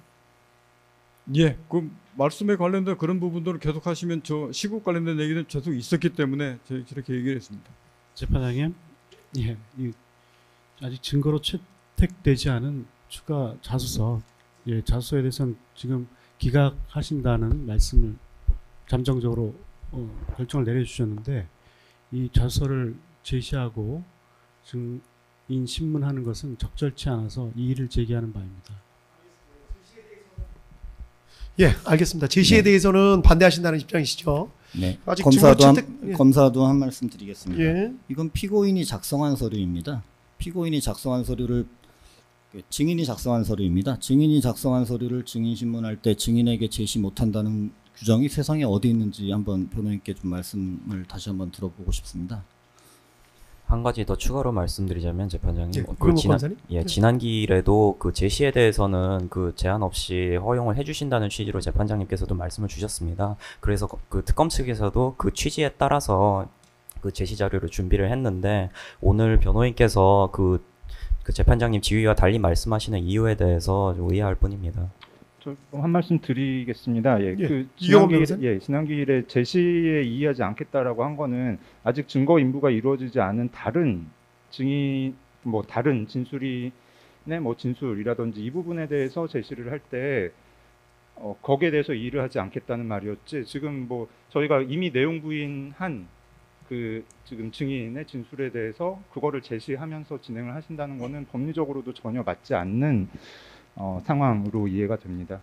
알겠습니다. 예, 쌍방 말씀은 다 마지막으로 뭐 하시는 말씀? 그 어떤 근거로 본인이 작성한 서류를 본인에게 제시를 하지 못한다고 하시는지 그건 법률적 근거를 좀 말씀하시면서 주장을 하셔야 되는 거 아니겠습니까? 어느 규정에 그런 규정이 있습니까? 일단 형사소송 규칙과 형사소송법을 좀 한번 보여주시면서 말씀을 해보십시오. 예, 일단 기본적으로 지금 재판장님께서 일단 뭐 잠정적이라고 말씀하셨지만 어쨌든 기각을 하시겠다고 한 지금 자수서 추가 자수서이기 때문에 그렇다고 하면은 지금 현재 상태에서는 증거 능력이 부여되지 않았기 때문에 당연히 그 제시를 하는 것도 문제가 있지 않나라는 말씀을 드리는 겁니다. 뭐 저희가 나중에 뭐 그 아까 그 검사님께서도 뭐 그 부분에 아까 판례 말씀하시면서 추가로 의견을 개진해서 증거 능력을 부여받으시겠다라고 말씀하셨고 저희도 거기에 대해서 의견서를 제출하시면은 더 추가로 저희 의견도 드리겠다라고 말씀을 드렸는데 그 상황 자체가 지금 현재 이게 증거 능력이 부여되지 않았다는 것을 전제로 진행이 되고 있는 상황 아닙니까? 그렇다고 하면은 지금 제시를 하는 것은 문제가 있다라고 저희는 판단을 하고 있습니다. 검사의 말은 재판장님께서 증거 채택을 하였느냐 안 하였느냐를 묻는 것이 아니라 본인이 작성한 서류를 본인에게 보여주겠다는 게 무엇이 문제가 있고 그게 어느 형사소송법 규정에 그런 것이 안 된다고 되어 있는지 그걸 밝혀달라는 건데 그거에 대해서 말씀 안 하시고 왜 자꾸 증거 능력 말씀을 하시는 겁니까? 참고로 말씀드립니다. 그 형사소송 규칙 제84조에 따르면 증인의 진술을 명확히 할 필요가 있을 때에는 도면, 사진, 모형, 장치 등을 이용해서 신문을 할 수 있도록 하고 있고 형사소송 규칙 제83조 제1항은 증인의 기억이 명백치 아니한 사항에 대해서 기억을 환기시키기 할 필요가 있을 때는 재판장의 허가를 얻어 제시하면서 신문할 수 있다고 되어 있습니다. 여기에 대해서는 증거 능력의 제한은 아무 데도 없음을 말씀을 드리고 재차 말씀드리지만 전회에 재판장님께서 그 제시에 대해서는 아무런 제한이 없다는 취지로 이미 소송 지휘를 하셨음을 말씀드립니다. 검사님 그 부분은 제시한다는 건 본인이 기억 환기를 위해서 배보민 변호사님까지만 말씀하시고 예. 본인에게 제시하고 그걸 진술하라는 말씀이지 이게 재판정에 띄운다는 것은 증거가 채택되지 않으면 재판부도 보지 못하는 게 증거법칙상 맞습니다. 지금 말씀하시는 거 본인이 작성하는 거는 기억을 환기시켜서 본인한테 제시하는 거는 그런 취지로 재판장님이 계속 말씀하셨는데 지금 전체적으로 띄우지 않습니까? 법정에 하면서 하시는 거가 그거는 증거법칙에 어긋나죠. 그걸 말씀하시는 걸 본인이 작성했다 하더라도 이게 증거로 채택되지 않으면 재판부에도 현출이 안 되지 않습니까? 말씀하신 그런 내용이 형사소송법이나 형사소송규칙 어디에 있습니까? 그걸 말씀해 주십시오. 이 정도 이제 양쪽 얘기 들었으니까 정리할까요? 예, 뭐 더 말씀은 쌍방 다 뭐 일리 있는 말씀이신데 지난 길에 이제 쌍방이 합의했던 내용 말씀드리자면 그건 지금 다른 사람들 지금 아직 증인으로 안 나와서 채택이 안 된 다른 증인들에 대한 그런 서류 같은 거 제시에 대한 말씀이고 그 부분은 그 정도로 정리하고 그리고 증거 능력이 아직 부여되지 않은 증거를 공판정에 현출시키는 것 자체는 원래 안 되는 게 맞고 다만 저희가 미리 사전에 정한 룰은 이의를 제기하지 않는 경우에는 제시 해도 되지만 지금 이런 경우에는 상대편이 안 된다고 하시면 이 부분은 제시할 수 없는 걸로 하겠습니다. 다만 이때 제시는 좀 전에 배보민 변호사님 말씀대로 당사자한테 보여주면서 기억 환기를 위해서 하는 건 맞고 다만 화면에 현출시켜서 재판부가 볼 수 있게 하는 거는 증거 능력 아직 없는 서류라서 맞지 않는 것 같습니다. 그 정도로 정리하면 되겠죠. 예, 필요한 경우에 그래서 증인에게 직접 제시를 하시고 요 화면에 띄우는 거는 하지 마시고 대신 변호인 측도 보셔가지고 문제가 안 되는 서류들은 과감하게 제시에 대해서 하셔도 된다고 말씀해 주시면 될 것 같습니다. 계속 하시죠. 네.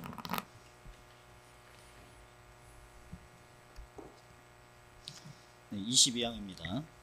예, 기억 환기를 위해서 녹취서에는 기억 환기를 위해서 증인에게만 제시하고 피고인과 김용현 장관이 시국 상황과 관련하여 지금 6월 17일 모임 말씀드리는 것입니다. 피고인과 김용현 장관이 시국 상황과 관련하여 각각 구체적으로 어떤 말을 하였습니까? 비슷한 취지인 것 같습니다. 다 반국가 세력, 중국 세력 거기에 관련된 사항들 때문에 시국의 어려움 이런 요들을 계속 얘기하시고 그런 부분들 하도 많이 들어서 그런 연계성의 추가 설명 필요 없이 그런 의미였다고 말씀드리겠습니다. 마이크 조금만 가까이 대고 말씀해 주십시오. 예, 알겠습니다. 네, 감사합니다. 계속하시죠.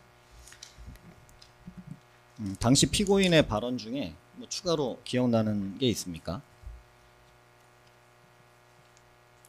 그때는 그 정도 딱 특징이 있던 기억들은 없었고 아마 뒤에 나오신지 모르겠는데 제 기억 속에 조금 분명하게 좀 차별되어지는 시점이 10월 1일부터 이후의 모임이었고 4월달하고 6월달은 보편적으로 반국가 세력, 시국의 어려움 이런 부분들에 대한 쭉 이게 제가 봤던 유튜브하고 연계돼서 봤던 이런 부분들하고들이 대부분의 기억들이 좀 많이 남습니다. 당시 김용현이 피고인에게 증인을 비롯한 4명의 장군을 가리키며 이 4명이 대통령께 충성을 다하는 장군이다 라고 말한 사실이 있습니까? 예, 그 자리에서 바로 제 정면 우측에 김영현 전 장관이 앉아 있었기 때문에, 그리고 김영현 전 장관 그때도 거의 술을 안 마셨습니다. 그 정치장 할 때도 그렇고 해외식 할 때도 안 마셨기 때문에 명확하게 그때 이 말을 했습니다. 2024년 10월 1일경 대통령 관저 저녁 모임 관련해서 질문 드리겠습니다. 증인은 2024년 10월 1일 국군의 날 행사를 마친 이후인 20시경 대통령 관저에서 피고인과 김용현, 여인영, 이진우와 함께 저녁 식사한 사실이 있습니까? 예. 피고인 등 5명 외에 다른 참석자가 있었습니까? 없었습니다. 그렇게 했습니다. 제시 부분 승리하겠습니다. 당시 피고인이 시국에 관한 발언, 한동훈 등 정치인에 대한 발언, 방송계 및 민노총 등에 대한 발언을 한 사실이 있습니까? 예. 네, 속 기사님 아까 그때는 그 부분들 독취소에는 다 빼겠습니다. 아까 그 부분 이 부분. 예, 계속하시죠. 다른 때하고 좀 특별했던 걸 갖고 말씀하셨던 그 정치인 여러 가지 중에 지금까지 기억나는 건 한동훈과 관련돼서 얘기하셨던 게 기억납니다.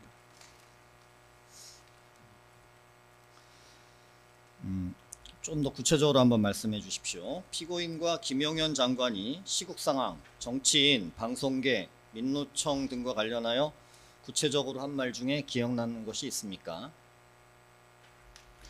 대부분 이유는 그런 이유들이기 때문에 시국의 어려움, 뭐 운영의 어려움 이런 거에 대한 애로사항을 얘기하고 토로하고 그런 부분들 쭉 얘기했기 때문에 딱히 딱 얘기하는 다 기억나는 부분들은 비슷한 연장선도 있고, 다만 특별하게 제가 또 말씀드렸던 그 부분들은 그 정치인 중에 한동훈 관련된 얘기를 하셔서 제가 그 부분은 명확하게 기억이 나서 말씀드린 겁니다. 시국의 어려움, 애로사항 같은 거를 피고인이 발언하였다는 건데, 당시 피고인이 뭐 계엄이나 비상대권에 대한 발언도 하였습니까? 계엄이라는 용어는 직접 저한테 계엄이라는 용어를 하신 적은 없고, 10월 이후부터는 제가 이 모임을 하기 위해서는 김용현 전 장관 그 공간에 가서 사전에 30분 정도 대화를 하고 식사를 하고 끝나고 내려와서 30분 정도 또 얘기를 하고 그렇게 헤어졌습니다. 그 시간은 식사 시간만 있는 게 아니고 세 가지가 합쳐진 시간인데, 그 기억 속에서 그때 뭐 확보할 장소 여러 가지부터 이게 뭐 비상대권, 뭐 특별한 방법 이런 내용들이 그때부터 제 머리 기억 속에 자리하기 시작했습니다. 아마 그 기억 시점 속에 그 말이 있었습니다. 그러면 대통령 관저에서 식사를 하기 전에 김용현과 함께 30분 정도 먼저 미팅을 하고, 예. 그 다음에 대통령과 함께 식사를 한 다음에 끝나고 나면 김용현과 추가로 30분 정도 미팅을 했다는 말씀이십니까? 예, 그렇게 했습니다. 그리고 그때 당시에 뭐 비상대권, 특별한 조치 이런 말들이 오고 갔다는 겁니까? 예, 그때 지금 아까 제가 그전 모임하고 다루면서 느꼈다고 하는 부분들이 제가 10월 1일부터 모임이라고 앞서 말씀드렸지 않습니까? 그런 말과 그런 제 생각이 그때부터 자리 잡고 시작했습니다. 그러면 식사 자리에서 비상대권 특별한 조치 얘기도 나왔던 겁니까? 그 부분이 식사 자리에서 있었는지 아마 그 전인지 끝나가 나왔는지 그 시기는 제가 정확하게 딱 특정하지 못하겠습니다. 다만 10월 그 모임상에 그런 부분들에 대한 기억은 분명히 있습니다.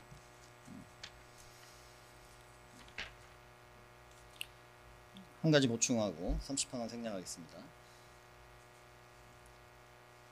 그러면 피고인으로부터 특별한 조치 또는 비상대권 이런 말을 10월 1일 식사 자리에서 들은 기억 있습니까? 분명히 그날 그런 내용들을 듣긴 들었는데, 앞서 말씀드렸으니까 식사 자리 그 자리에서 들었는지 아니면 끝나고 나와서 김용현하고 우리 애들하고 얘기하면서 그런 부분들 들었는지 제가 그 시기가 제가 좀 명확하지 않다고 제가 말씀을 드리는 겁니다. 있습니다. 31항입니다. 하나 보충하고 31항으로 넘어가겠습니다. 네. 그러면 식사 자리에서 군부대 출동에 관한 얘기도 나왔습니까? 그거는 10월 1일이 아니고 11월 9일 얘기할 때 그때 나왔던 얘기고 식사 10월, 때는 네. 31항입니다. 증인은 2025년 4월 30일 중앙지역 군사법원에서 증언을 할 때 2024년 10월 1일 티타임 당시 김용현이 국회, 선거관리위원회, 민주당사 등을 확보해야 한다는 말을 했다라고 증언했는데 10월 1일이요? 예. 그게 지금 아까 말했던 확보 장소가 나왔던 그런 내용들이 거기에 있는데 그 시기가 제가 식사 장소에 있는지 끝나고 나와서 티타임하면 되겠는지 그 장소가 지금 제가 그 기억이 분명치 않다고 아까 말씀드린 겁니다. 어쨌든 식사 장소든 티타임이든 김용현이 국회, 선거관리위원회, 민주당사 등을 확보해야 한다는 말을 한 거는 맞네요. 예, 그런 내용들 그때부터 10월달 그때 모임부터 그런 말들이 있기 시작했습니다. 그러면서 그 뒤에 뭐 전화 통화하면서도 일부 그런 내용을 저한테 하기 시작했기 때문에 제가 그 시기로 기억하고 있는 겁니다. 32항 들어가기 전에 바꿔서 하나 신문하겠습니다. 김용현이 국회, 선거관리위원회, 민주당사에 군을 투입하겠다는 말을 한 건가요? 그때 10월 1일은 군을 투입하겠다가 아니고 그 지역에 대해서 이제 그게 결국 또 반국가 세력하고 다 종북수 이거랑도 연계되는 내용인데 그런 걸 얘기하면서 그거에 대한 뭐 확보 이런 부분들이 제가 10월 1일부터 그 기억에 있습니다. 다만 그때 뭐 거기다가 군을 투입하겠다, 너 투입해라 그렇게 10월 달에는 그런 얘기는 안 했습니다. 32항 수정해서 묻겠습니다. 국회, 선거관리위원회, 민주당사를 확보하는 이유는 무엇이라고 김용현이 말하였습니까? 그때 당시는 이유와 배경에 대해서는 얘기하지 않았습니다. 주로 그런 대화, 고까지 수준의 대화가 왔다 갔다 하고 뭐 얘기했지 그걸 왜 확보한다, 확보해서 그다음 뭐 어떻게 한다, 뭐 이런 식의 대화는 그때 10월달에 없었습니다. 네, 김수길 검사가 한 가지 추가해서 묻겠습니다. 예. 네, 증인 그 10월 1일 국군의 날 모임에서 그 식사 자리에서 피고인이 현 시국 관련 대화를 할 때 뭐 민주당이나 언론계나 민노총, 전교조 등에 대해서도 언급을 했었고 뭐 선관이라든지 네. 부정선거라든지 이런 내용 등에서도 언급을 했습니까? 그렇죠, 맞습니다. 그게 다 마찬가지고 워낙 부정선거 관련된 부분들은 김종인 전 장관이 워낙 얘기를 많이 해서 그게 다 있었습니다. 그 부정선거는 어떤 선거를 지칭하면서 얘기를 했던 거죠? 그 직전에 이제 상반기에 국회의원 선거가 있었고요. 2년 전에 대통령 선거가 있었는데 어떤 선거를 지칭하면서 부정선거를 얘기를 했던 건가요? 그때 제 기억으로는 대통령 선거도 부정선거가 있었다고 얘기했던 기억이 있습니다. 그리고 그거는 제가 기억이 나고 나머지 지방건축 그거까지는 그 얘기도 솔직히 있긴 있습니다. 자세한 내용에 대한 워딩은 기억나지 않는데. 다음에 말씀하신 선거가 어떤 선거라고 말씀하시죠? 그날 말씀하셨던 선거가 2년 전 대통령 선거에 관해서 말씀도 하셨고, 예. 그리고 그 해에 4월에 있었던 국회의원 선거에 대해서도 말씀을 하셨다는 증인이 지금 말씀하신 지금 건가요? 기억으로는 그렇습니다. 예.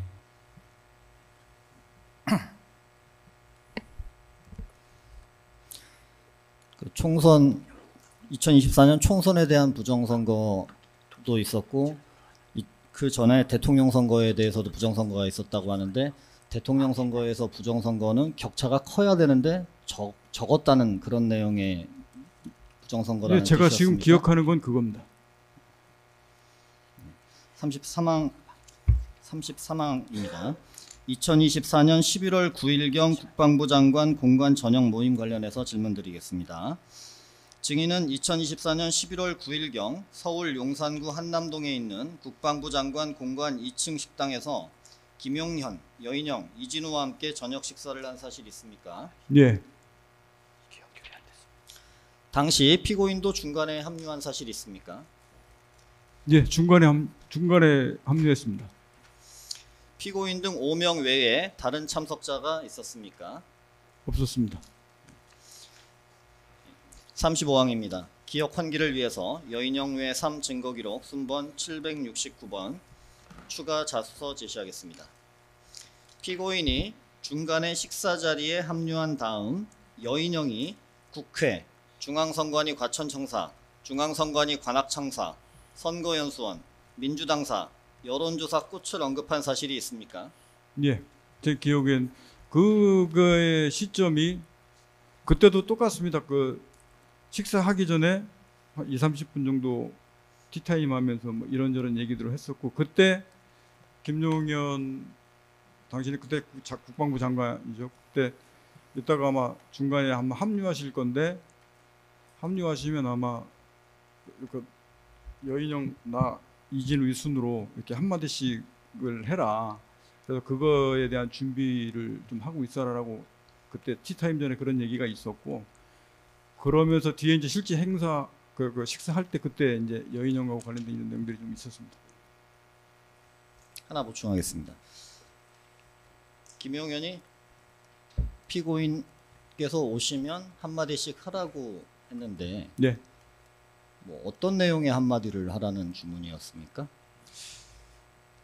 제가 지난번에도 제가 지금에 와서는 시점이 정확하게 언제 그 말을 했는지 모르겠는데, 어떤 말씀드렸냐면 이게 마지막 어떤 이게 지금 임무복창하는 것처럼 제가 그 자리의 성격을 느꼈다고 말씀드린 게 있습니다. 제가 그게 국정감사 때 얘기를 했던 건지 아니 그 전에 했던 건지 이제 검사님께 했던지 모르겠는데, 제가 분명히 그 자리의 성격이 아니면 임무복창하는 것처럼 제가 느꼈다라고 분명히 말씀드린 적이 있었습니다. 저는 그렇게 느꼈습니다.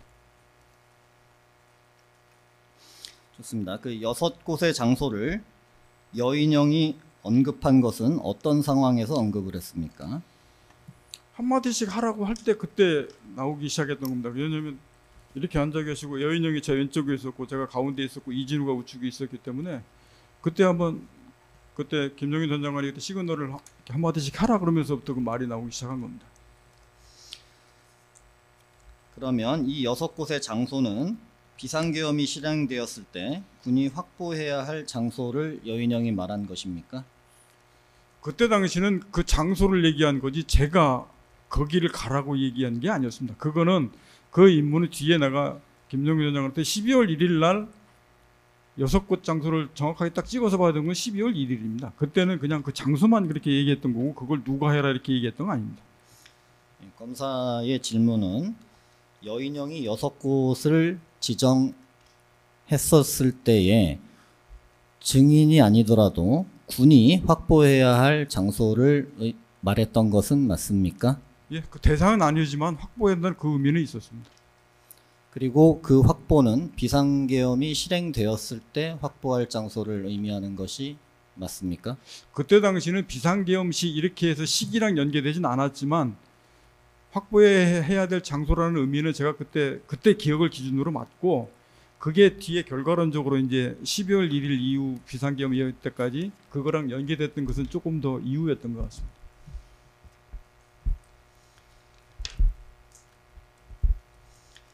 당시 김용현이 증인을 지목하여 증인이 특전사는 139 여단 등 예하 대대 준비 태세를 잘 유지하겠다라고 피고인에게 말한 사실이 있습니까?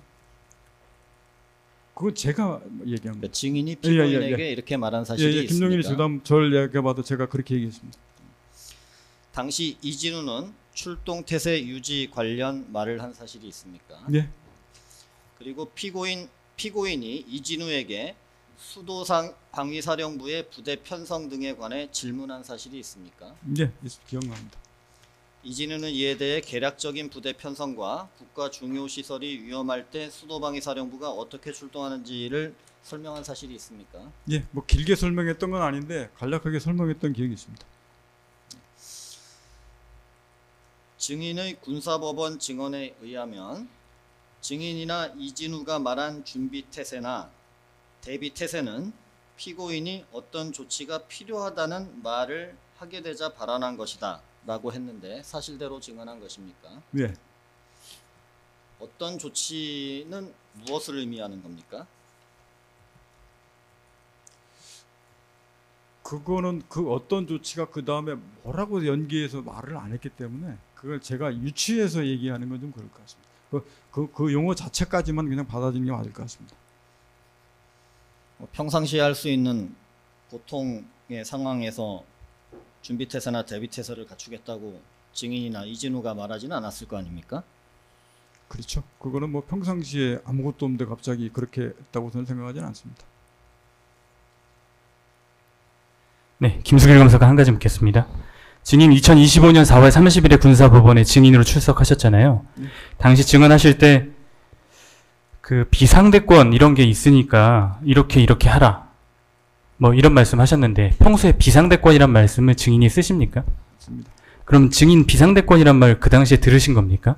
그게 10월달 그때 하고 11월 10월부터 제가 그 말이 머릿속에 기억이 있고 그 말을 들었다고 말씀드렸지 않습니까? 예. 이게 10월 1일 그 이후 모임 그때부터입니다. 아, 그럼 10월 1일 이후부터는 비상대권이라는 말을 피고인으로부터 들은 적이 있습니까?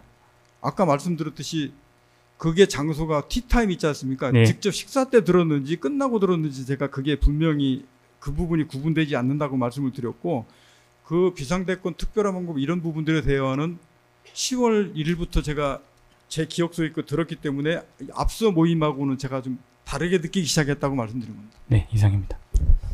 11월 9일경 모임 관련해서 계속 묻겠습니다. 예, 마이크 조금만 더 가까이 해주십시오. 예. 43항 생략하고 44항입니다. 당시 피고인이 시국 상황에 관한 이야기를 하면서 특별한 방법이 아니고서는 해결할 방법이 없다. 이런 말 한 적 있습니까? 그 말도 제가 분명히 제 기억 속에 있습니다. 그래서 증인이나 이진우가 출동 준비 태세를 잘 갖추겠다. 이렇게 발언한 거 맞습니까? 이진우도 출동태세 갖추겠다고 그거는 그렇게 얘기했습니다. 당시 피고인이 특별한 방법을 언급했는데 이거 비상계엄으로 이해한 건 맞습니까? 없다고 하면 거짓말일 것 같습니다. 다만 근데 뭐 이거를 뭐 뒤에 부연 설명할 수 있는 거 아니 같고 뭐 그거는 머릿속에 그게 그렇게 될 수밖에 없었습니다. 좋습니다. 45항은 수정해서 묻겠습니다.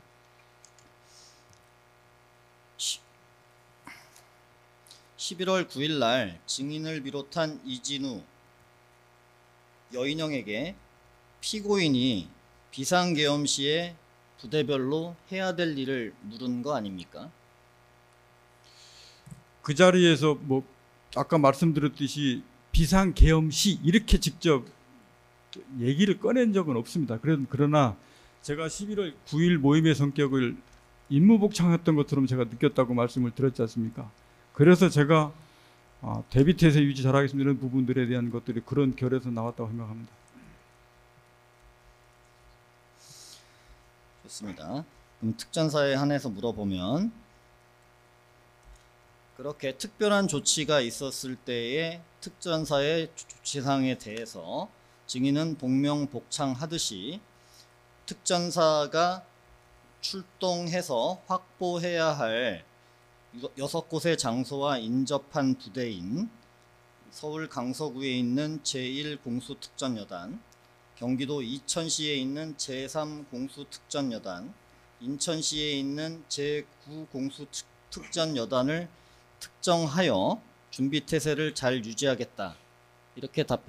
이렇게 보고한 것으로 이해하면 되겠습니까? 예, 왜 그러냐면 지금 부대는 마찬가지지만 나머지 부대는 더 밑에 충청도 전라도 밑에 있습니다. 그래서 그 세 개 여단이 어떤 형태는 항상 수도권 지역에 대해서 테러나 이런 것들 상황을 담당하는 부대였기 때문에 제가 그렇게 얘기를 했습니다.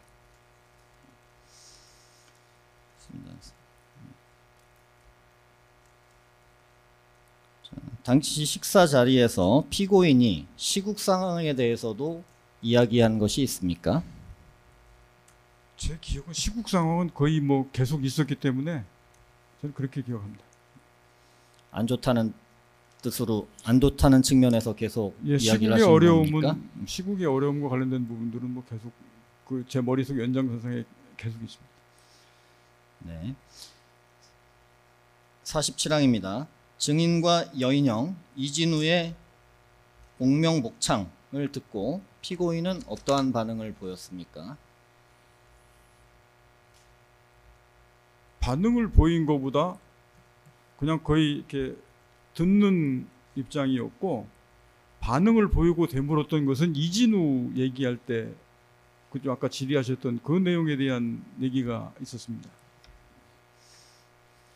여인형과 증인이 보고할 때에는 특별한 반응이 없으셨고, 예, 눈 마주치고 대화하는 형태로 그냥 했었고, 이진우가 보고했을 때는 수도방위사령부의 부대 편성 등에 관해서 되물으신 정도의 반응이 있었다는 겁니까? 예, 지금 기억은 그렇습니다. 그럼 김용현은 어떤 반응을 보였습니까? 김용현은 전체적으로 쭉 하면서 이렇게 쭉 진행하면서 진행하는 이런 역할을 했기 때문에 어떤 뭐 반응을 보였다 이렇게 말씀드리기가 좀 그건 제한될 것 같습니다. 그러면 이 모임에서 증인과 여인형 이진우는 대통령이 어떤 조치를 취했을 때 각각의 부대가 어디로 투입되어야 할지, 그리고 각 부대가 어떤 행동을 해야 할지에 대해서 보고한 것으로 보면 됩니까? 저는 그래도 제가 임무복창이라는 용어를 제가 그렇게 느꼈다고 말씀드린 겁니다. 다시 물으면 증인과 여인형 이진우는 대통령이 비상계엄을 선포할 경우 각각의 부대가 어디로 투입되어야 할지, 그리고 어떤 조치를 해야 할지에 대해서 보고한 것으로 보이는데 맞습니까? 저는 그렇게 느꼈습니다. 아까 계속 말씀드렸듯이 제가 그래서 임무복창하는 것처럼 느꼈다고 말씀드린 겁니다. 증인의 군사법원 증언에 의하면 대통령과의 식사 후 국방부 장관 공간 티타임 때 당시 병력을 어떻게 투입하자고 이야기된 것은 없었으나 대략적으로 선관위에 방첩사가 간다, 국회에 수방사가 간다는 말이 있었다라고 했는데 사실대로 증언한 겁니까? 예, 그렇기 때문에 제가 그 이후에도 구체적인 다른 얘기를 안 했지만 선관위 갔을 때 제 머릿속에 방첩사가 올 거다라는 말을 그 뒤로 누가 설명해 준 게 아닙니다. 그게 있었기 때문에 제가 얘들이 선관위 가면 방첩사로 얘들이 들어오는구나.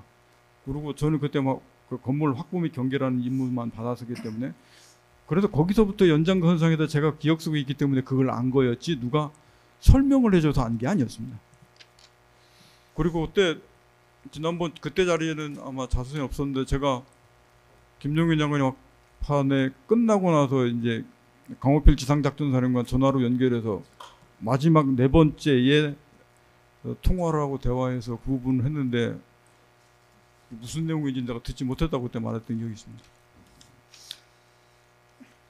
그 강호필 사령관하고 피고인하고 통화를 하였다는 겁니까? 예. 그거는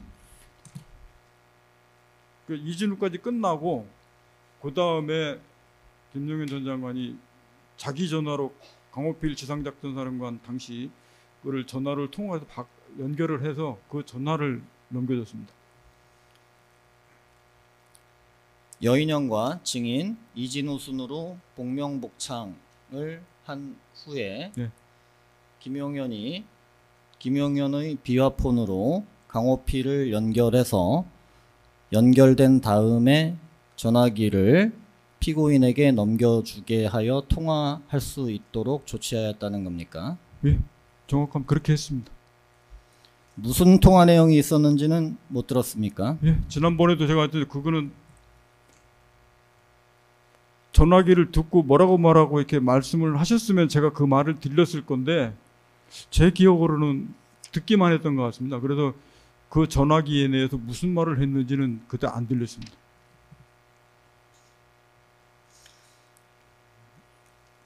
자, 52항입니다. 피고인과의 저녁 식사 후 별도 티타임에서 김용현, 증인, 여인형, 이진우가 군부대 투입 장소에 대해 대략적인 대화를 한 것으로 보아서 그 이전 피고인과의 식사 자리에서의 대화도 대통령이 비상계엄을 선포할 경우 각각의 부대가 어디로 투입되어야 할지 그리고 각 부대가 어떤 조치를 해야 할지에 대한 논의가 있었던 것으로 보이는데 맞습니까? 저는 그때 당시는 그렇게 느꼈습니다.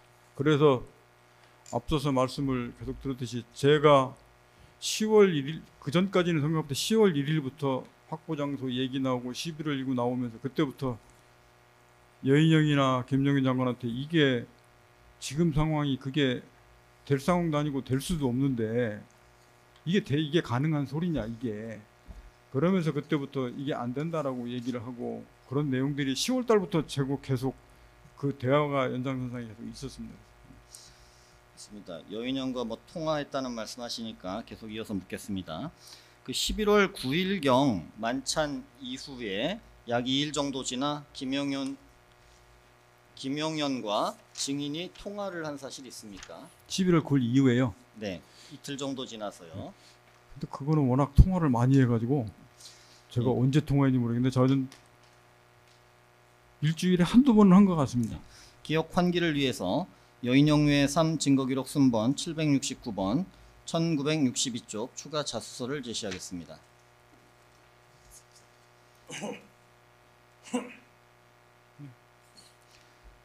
증인은 추가 자수서에 11월 초 국방부 장관과 식사 및 대통령과 음주한 이후 제 기억으로 2일, 기일은 불명확 이후로 기억하는데 국방부 장관과 비아폰 통화하면서 말씀하신 사항은 지금 상황에서는 명분이 전혀 없고 불가능하다고 말씀을 드렸고 요즘 병사들도 따르지 않는다고 말씀드렸습니다.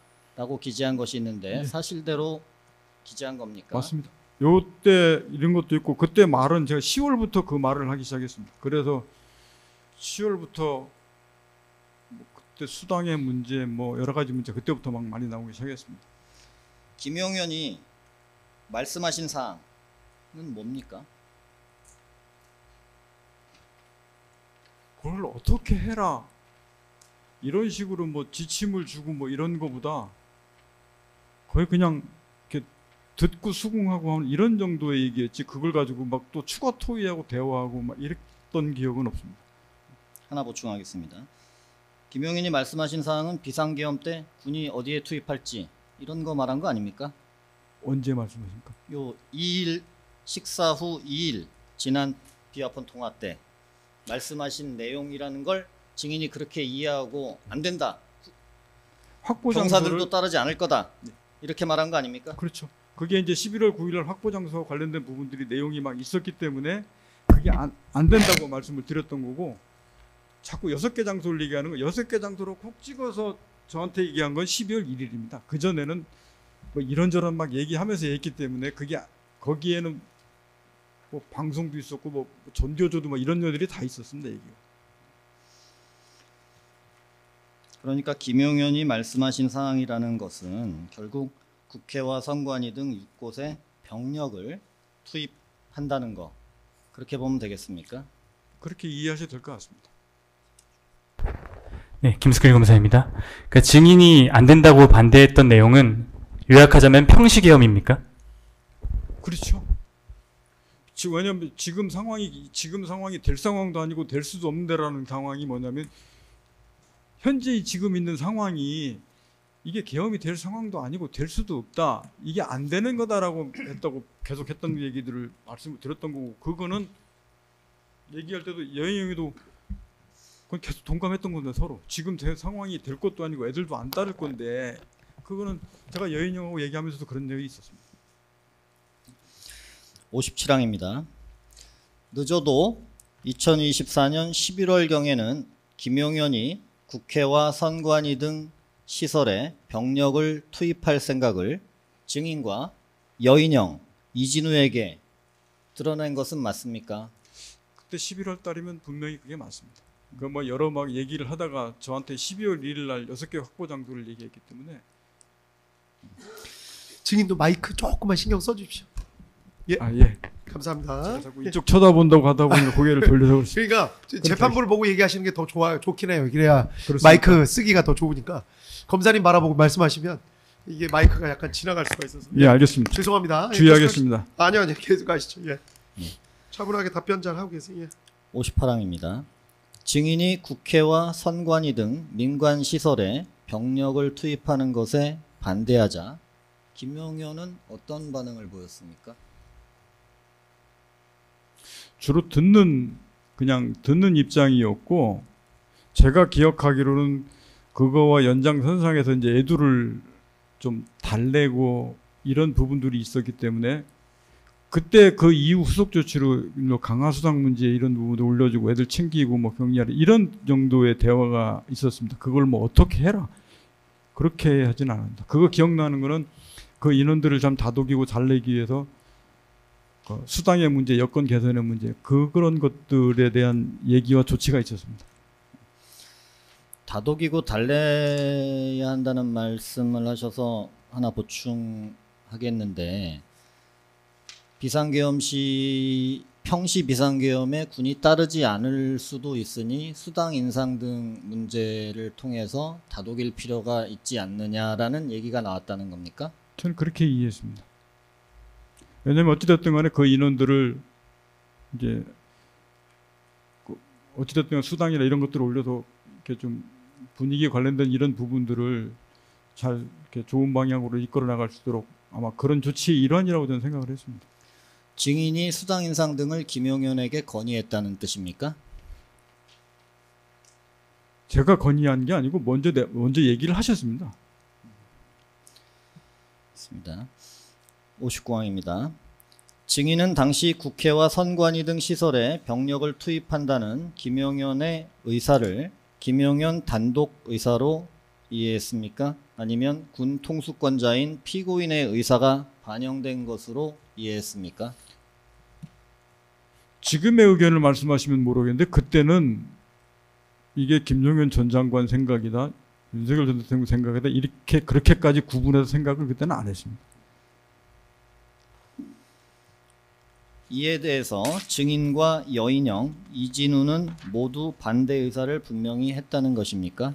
그때까지만 해도 제가 알고 있는 것은 여인영이하고선 분명히 애들 안 따를 거다, 안 된다라고 여인영하고 제가 통화하면서 분명히 얘기를 했었고, 이진우도 그와 같은 맥락의 얘기를 저한테 제가 느꼈다고 제가 어디 점사하면서 그렇게 말씀을 드렸습니다. 김용현이 당시 국회와 선관위 등 시설에 병력을 투입할 명분으로 비상계엄 내지 비상대권을 언급한 적은 없었습니까? 비상계엄령을 선포하기 위해서 비상대권 이거 말씀하십니까? 질문을 다시 한번 하겠습니다. 김용현이 당시 국회와 선관위 등 시설에 병력을 투입할 명분으로 비상계엄 또는 비상대권을 언급한 적이 있었습니까? 그렇게 연계해서 그거를 얘기해서 설명하진 않았습니다. 다만 이거는 지금까지 질문해 오셨던 말하고 결이 약간 다른 부분인데, 오물풍선 제가 10월 달부터 계속 오물풍선 대비 태세를 갖추라고 수도 없이 얘기를 했습니다. 11월 달까지. 그게 10월 초 중순으로 넘어가기 전 부분이었고, 그때 강력하게 원점을 타격하겠다, 직접 내려가서 지휘하겠다, 그 다음에 뭘 자꾸 보내겠다 하는 이 부분들의 이 말이 저는 전방에서 뭔가 상황이 만들어져서 그게 경계태세로 가고 통합방위 사태로 가고 그 상황이 되면 이게 계엄령으로 가는 상황이 아닌가 라는 생각이 들기 시작한 게 10월 달부터입니다. 그게 그렇게 연계되는 것은 제 머릿속에 있었는데, 그게 비상대권 특별한 방법을 자꾸 언급해서 이렇게 뭐 비상계엄으로 가겠다 이렇게 연계지어서 저한테 설명한 적도 없고, 제가 그렇게 생각하지 않았습니다. 다만 10월부터 그 부분에 대한 고민이 무지하게 많아서 계속 대비태세를 강조하고 그거에 관련된 들 수도 없이 그런 부분들 대비 유지 잘하라고 하고 하는, 그렇게 했던 강조했던 부분들에 대해서 그게 10월부터 쭉 있었습니다. 한 가지 추가하겠습니다. 오물풍선 말씀을 하셨으니까 질문을 하나 드리면, 오물풍선이 떨어진다면 뭐 원점을 타격하거나 또는 오물풍선이 떨어져 있는 곳에 뭐 필요한 조치를 하면 충분할 건데 오물풍선 문제 때문에 국회와 선관위에 병력을 투입하는 것은 문제가 있는 거 아닙니까? 그거는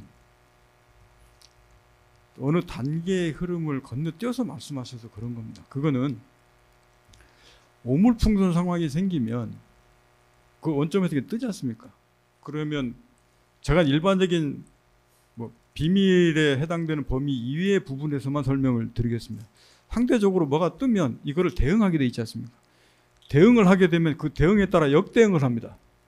그러면 그 역대응에 따라서 그게 지역과 피해가 군에서 민간으로 확대됩니다.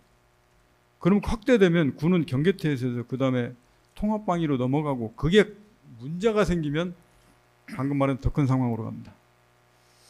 문제가 생기더라도 문제가 생긴 부분에 필요한 조치를 하면 되지 국회와 선관위에 병력을 투입할 것은 아닌 거 아닙니까? 그게 그 상황은 마지막 끝에 가서 그게 이제 그 상황이 민간과 관련돼서 어떤 시위나 안에 테러나 이러한 것들이 전방의 상황과 그 상황이 같이 통합될 수 있을 때에 그때 비상계엄령이 가능하다고 합니다. 국회 이제 그런 부분들은 그때 되면 군인들의 일반적인 상식이 훈련을 그렇게 합니다. 그래서 대부분의 사람들이 머릿속에 연상을 그렇게 합니다. 증인 한 가지만 물어보겠습니다. 예, 특검보님. 증인이 생각하기에 10월부터는 그 북한의 오물풍선 대응에 대해서 누가 민감하게 그 부분에 대해서 그 반응을 했기 때문에 그런 생각을 가졌다는 겁니까? 그거는 김용현 전 장관이 저한테 전화로 얘기한 겁니다. 거기 북한이 오물풍선을 상황이 생기면 강력하게 원점을 타격하겠다. 합참 지휘통제실로 내려가서 본인이 직접 지휘하겠다. 그 말을 저한테 해서 특전사는 오물풍선하고 상황을 굳이 짓자면 관련이 없는 부대입니다. 저희가 할 수 있는 게 없습니다. 오물풍선 상황 시에는. 그래서 제가 그거를 이례적이라고 받아들였고 그래서 이 상황이 오물풍선이 자꾸 오면 뭔가 전방에서 상황이 생기겠구나. 그래서 제가 전방 상황 체크해봐라. 그거에 대한 대비태세를 유지해라. 그 관련된 얘기를 10월 달부터 계속 돌아다니며 얘기했던 겁니다. 예하 지휘관들이 자꾸 얘기하는 게 지금 다 그 부분입니다. 그리고 제가 예하 지휘관들한테 왜 징후도 없는데 자꾸 사령관이 저런 말을 하냐라고 하는데 제가 그거를 설명해 주지도 않았고 설명할 수도 없었습니다. 증인 생각에 따르면은 북한 오물풍선에 대한 우리 군의 대응 그로 인한 뭐 여러 가지 그 이 상황이 발생했을 때 그게 비상계엄의 명분이 될 수도 있겠다. 그게 바로 되는 게 아니고 그게 확대가 되면 될 수도 있답니다. 저는 그렇게 생각합니다. 그게 확대가 되면 더 구체적으로 군 대응계획 설명할 수는 없는데 군 피해, 민간 피해가 되면 통합방위 사태가 선포되거나 이 상황이 통상 도심지의 이제 시위와 테러로 연계가 됩니다. 그러면 그 상황이 연계되면 도심지의 시위 사태나 테러 상황 발생과 전방 상황이 되면 사회 질서나 이런 것들이 정찰력 갖고 통제가 안 되는 상황까지 갈 수 있는 상황이 생기면 그때 방금 말씀드렸듯이 비상계엄과 관련된 상황으로 연계될 수 있습니다. 예, 김수길 검사가 정리해서 한 가지만 묻겠습니다. 네. 자, 증인 지금 말씀하신 내용을 제가 정리해서 다시 한번 여쭤볼게요. 증인께서는 지금 뭐 오물풍선과 비상계엄을 연계지어서 말씀하셨는데 김용현 장관이 그렇게 직접적으로 말씀을 했던 건가요? 증인한테? 그건 직접적으로 얘기한 게 아니고 오물풍선 상황에 대해서 그 원점을 강력하게 타격하겠다고 얘기하시고 직접 합참 지휘통제실까지 내려가서 지휘하겠다고 하는 그 말을 저한테 했다는 거지 뒤로 쭉 이어서 한 부분들은 그건 제 사고의 연상입니다. 왜 그러냐면 평상시 연습을 그렇게 해왔습니다.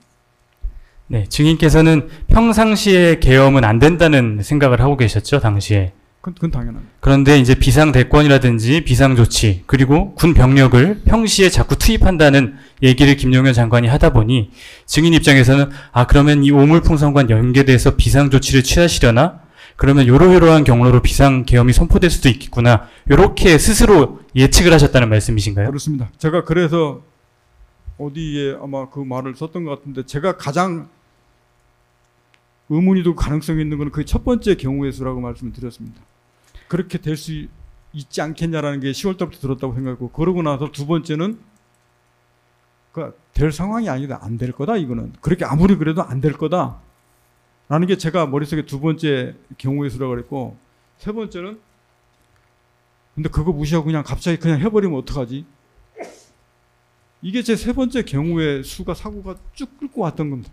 네. 비상계엄 당일날까지 그 생각이 있었습니다. 네, 증인. 그래서 아까 11월 9일 모임 때 여인영 사령관이 뭐 장소를 언급할 때 임무복창하듯이 그때 이제 선관위도 나왔는데 그때 여인영 사령관이 선관위를 언급한 경위가 부정선거와 관련된 것이었다 예, 말씀하셨죠? 예. 네. 뭐 이렇게 오물풍선과 관련돼서 그런 장소를 언급한 건 아니었죠? 예, 그건 네. 아닙니다. 네, 이상입니다. 네, 한 가지 보충하겠습니다. 증인은 세 가지 상황이라고 말씀하셨는데 요약해서 물어보면 북한 관련 상황이 생겨서 비상계엄이 선포되는 상황이 첫 번째고 두 번째는 아무 상황도 벌어지지 않는 상황이고 세 번째는 북한 관련 아무 문제가 없는데 평상시에 비상계엄이 선포되는 상황 이 세 가지 상황을 염두했다는 겁니까? 예. 62항입니다. 증인의 군 경력이나 관련 지식에 비추어 보면 국회나 선관위 등 민간 시설에 군 병력을 투입할 수 있는 상황은 비상계엄 상황밖에 없는 게 맞습니까? 그건 당연한 말씀입니다. 비상계엄 선포되기 전까지는 군이 계엄 임무 수행군으로 지정된 다음에 들어가는 상황 이외에는 그건 그렇지 않습니다. 테러 상황이 있을 때는 뭐 그 경찰이 자기 능력으로 안 되니 군을 요청하면 그때 합참의장이나 장관 지시받고 들어가는 경우에는 없습니다. 63항입니다. 김용현이 비상계엄을 전제한 상황에서 국회와 선관위 등 민간시설 6곳에 군 병력을 투입할 생각이 있다고 판단하여 증인과 여인영, 이진우가 모두 김용현에게 반대 의사를 표시한 것 맞습니까? 한꺼번에 얘기하진 않았는데 저는 분명히 그렇게 기억합니다. 일단 오전은 여기까지 할까요? 왜냐하면 이 지금 64항서부터 다음 질문을 보니까 이따가 중간에 끊기가 조금 애매한 부분이 있어서 차라리 오후에 한꺼번에 진행하는 게 나을 것 같습니다. 예상 시간 하나 얼마 정도 있다 오후에 생각하고 계시죠? 저희는 총 4시간 정도 4시간 생각했습니다. 정도 생각하시면 2시간 정도 더 진행하시는 걸로 하고 변호인 측은 한 예상 시간 마찬가지로 한 4-5시간 생각하고 계신 거죠?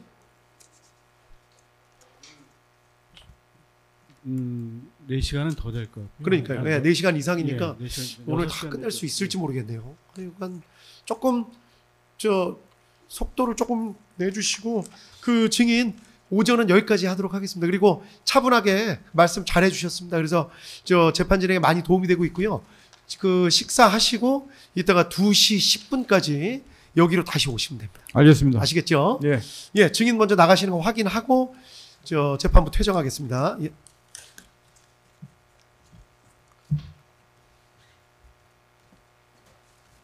예.